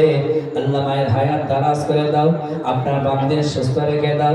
আসমানে জমিনে বালা মুসিবত রোগ ব্যাধি তুমি দিও না আল্লাহ। ডাক্তারখানায় কত পয়সা খরচ হয়, সকল বিমারি সকল বিপদ থেকে সুস্থ বানিয়ে দিও। আপনজন যারা গহীন কবরে চলে গেছে, আল্লাহ তুমি তাদের কবরের সওয়াবগুলো পৌঁছে দিও, কবরগুলো বেহেশতের বাগান বানিয়ে দিও। বলেন আল্লাহুম্মা আমিন। নারায়ে তাকবীর। 5 নম্বরে একজন আছে এর ভিতরে মায়েরা বোনেরা থেকে ভাইরা যে কেউ একজন বলবেন যে আমি 1000 টাকা দেব, আমি আর বিদায় নেব, দেরি করব না। আপনারা দাতা দান করবেন, আগামী বছর মাহফিল হবে, প্রত্যেকেই দেবেন। একটা 1000 টাকা দেওয়ার জন্য 5 নম্বরে কেউ আছেন বলেন? কি বলছো ভাই? বলছি বাকি টাকা উঠা যায় না, যে দিবে লকটা দিবে। একদম ঠিক। টাকা পড়ে আছে বাকি উঠা যায় না। হ্যাঁ, এরকমই হয়। আমি এক জায়গায় চালা তুলছিলাম, বলি তেল দেবে কে? সে হাত তুলেছে। বলি জেনারেটর দেবে কে? সেই হাত তুলেছে। বলছি বিরিয়ানির মশলা দেবে কে? সেই হাত তুলেছে। আমি অবাক হয়ে যাচ্ছি, বলি ভাই ওজা হাত তুলতে সব দেয় তো? বলে হুজুর উনি মাথার একটু ডিফেক্ট আছে, মানে যা চাচ্ছি হাত তুলছি, যা বলছি আমার নিজের একটা মানে ডাউট হলো। আমি জিজ্ঞাসা করলাম, ভাই ওজা হাত তুলতে দিতে পারবে? সর্বোচ্চ হুজুর মাথার ডিফেক্ট আছে। তার মানে আপনার জ্ঞানী মানুষ আমি জানি। তো নগদে আপনার কাছে চাইলে তো আপনারা আনেননি, এনেছেন বলে মনে হয় আনেননি। যদি একটু কাউকে পাঠিয়ে দিই আপনার কাছে 100, 200, 500, 1000 যা যা আছে নগদে দেওয়ার মনে হয়, মায়েরা বোনেরা আছে ওদিকে দুটো বাচ্চা যাও, এদিকে দুটো বাচ্চা যাও, এখানে দুটো বাচ্চা চলে যাও, নগদে আপনারা পাঠিয়ে দেন। যে যা দিতে চান বাচ্চাদের কাছে নগদে দিয়ে দেন। আমি দোয়া চাইবো। কি নাম বাবু? আনিস ভাই। আবার 200 টাকা নগদ। আল্লাহ দানকে কবুল করে নাও। যা যা দিয়েছেন আপনি নগদও দেন। এই বছর যাও না বাবু, মায়েদের কাছে যদি এনে থাকে আপনার 10, 20, 50, 100, 200, 500 দিয়ে দেন। আপনারা যারা বসে আছেন আপনার নগদে যদি এনে থাকেন আপনারা দিয়ে দেন। একবার মহাপদের সঙ্গে জিকির করি লা ইলাহা ইল্লাল্লাহ, লা ইলাহা ইল্লাল্লাহ, লা ইলাহা ইল্লাল্লাহ, মুহাম্মাদুর রাসূলুল্লাহ। আল্লাহুম্মা দেন ভাইটা রুমালে দেন, আল্লাহ কবুল করবে, আল্লাহ খুশি হবে। দেন ভাই। আল্লাহুম্মা সাল্লি আলা সাইয়্যিদিনা মাওলানা মুহাম্মদ ওয়া আলা আলি সাইয়্যিদিনা। আল্লাহ রাব্বুল আলামিন ইন্নাল্লাহা সামিউম বাসীর। মহান আল্লাহ রাব্বুল আলামিন সব কিছুই দেখতে পাচ্ছেন। এই গভীর রাতে, গভীর রজনীতে এই মাহফিলের জন্য বলেছি, কে কে দিচ্ছে কে কে দেয় না আল্লাহ সব দেখতে পায়। ও মালিক মাওলা ইন্নাল্লাহা আলিমুল গায়ব, যে যা আশা নিয়ে দেবে আল্লাহ তুমি তাদের সকল ইচ্ছা আশাগুলোকে কবুল করে নিও।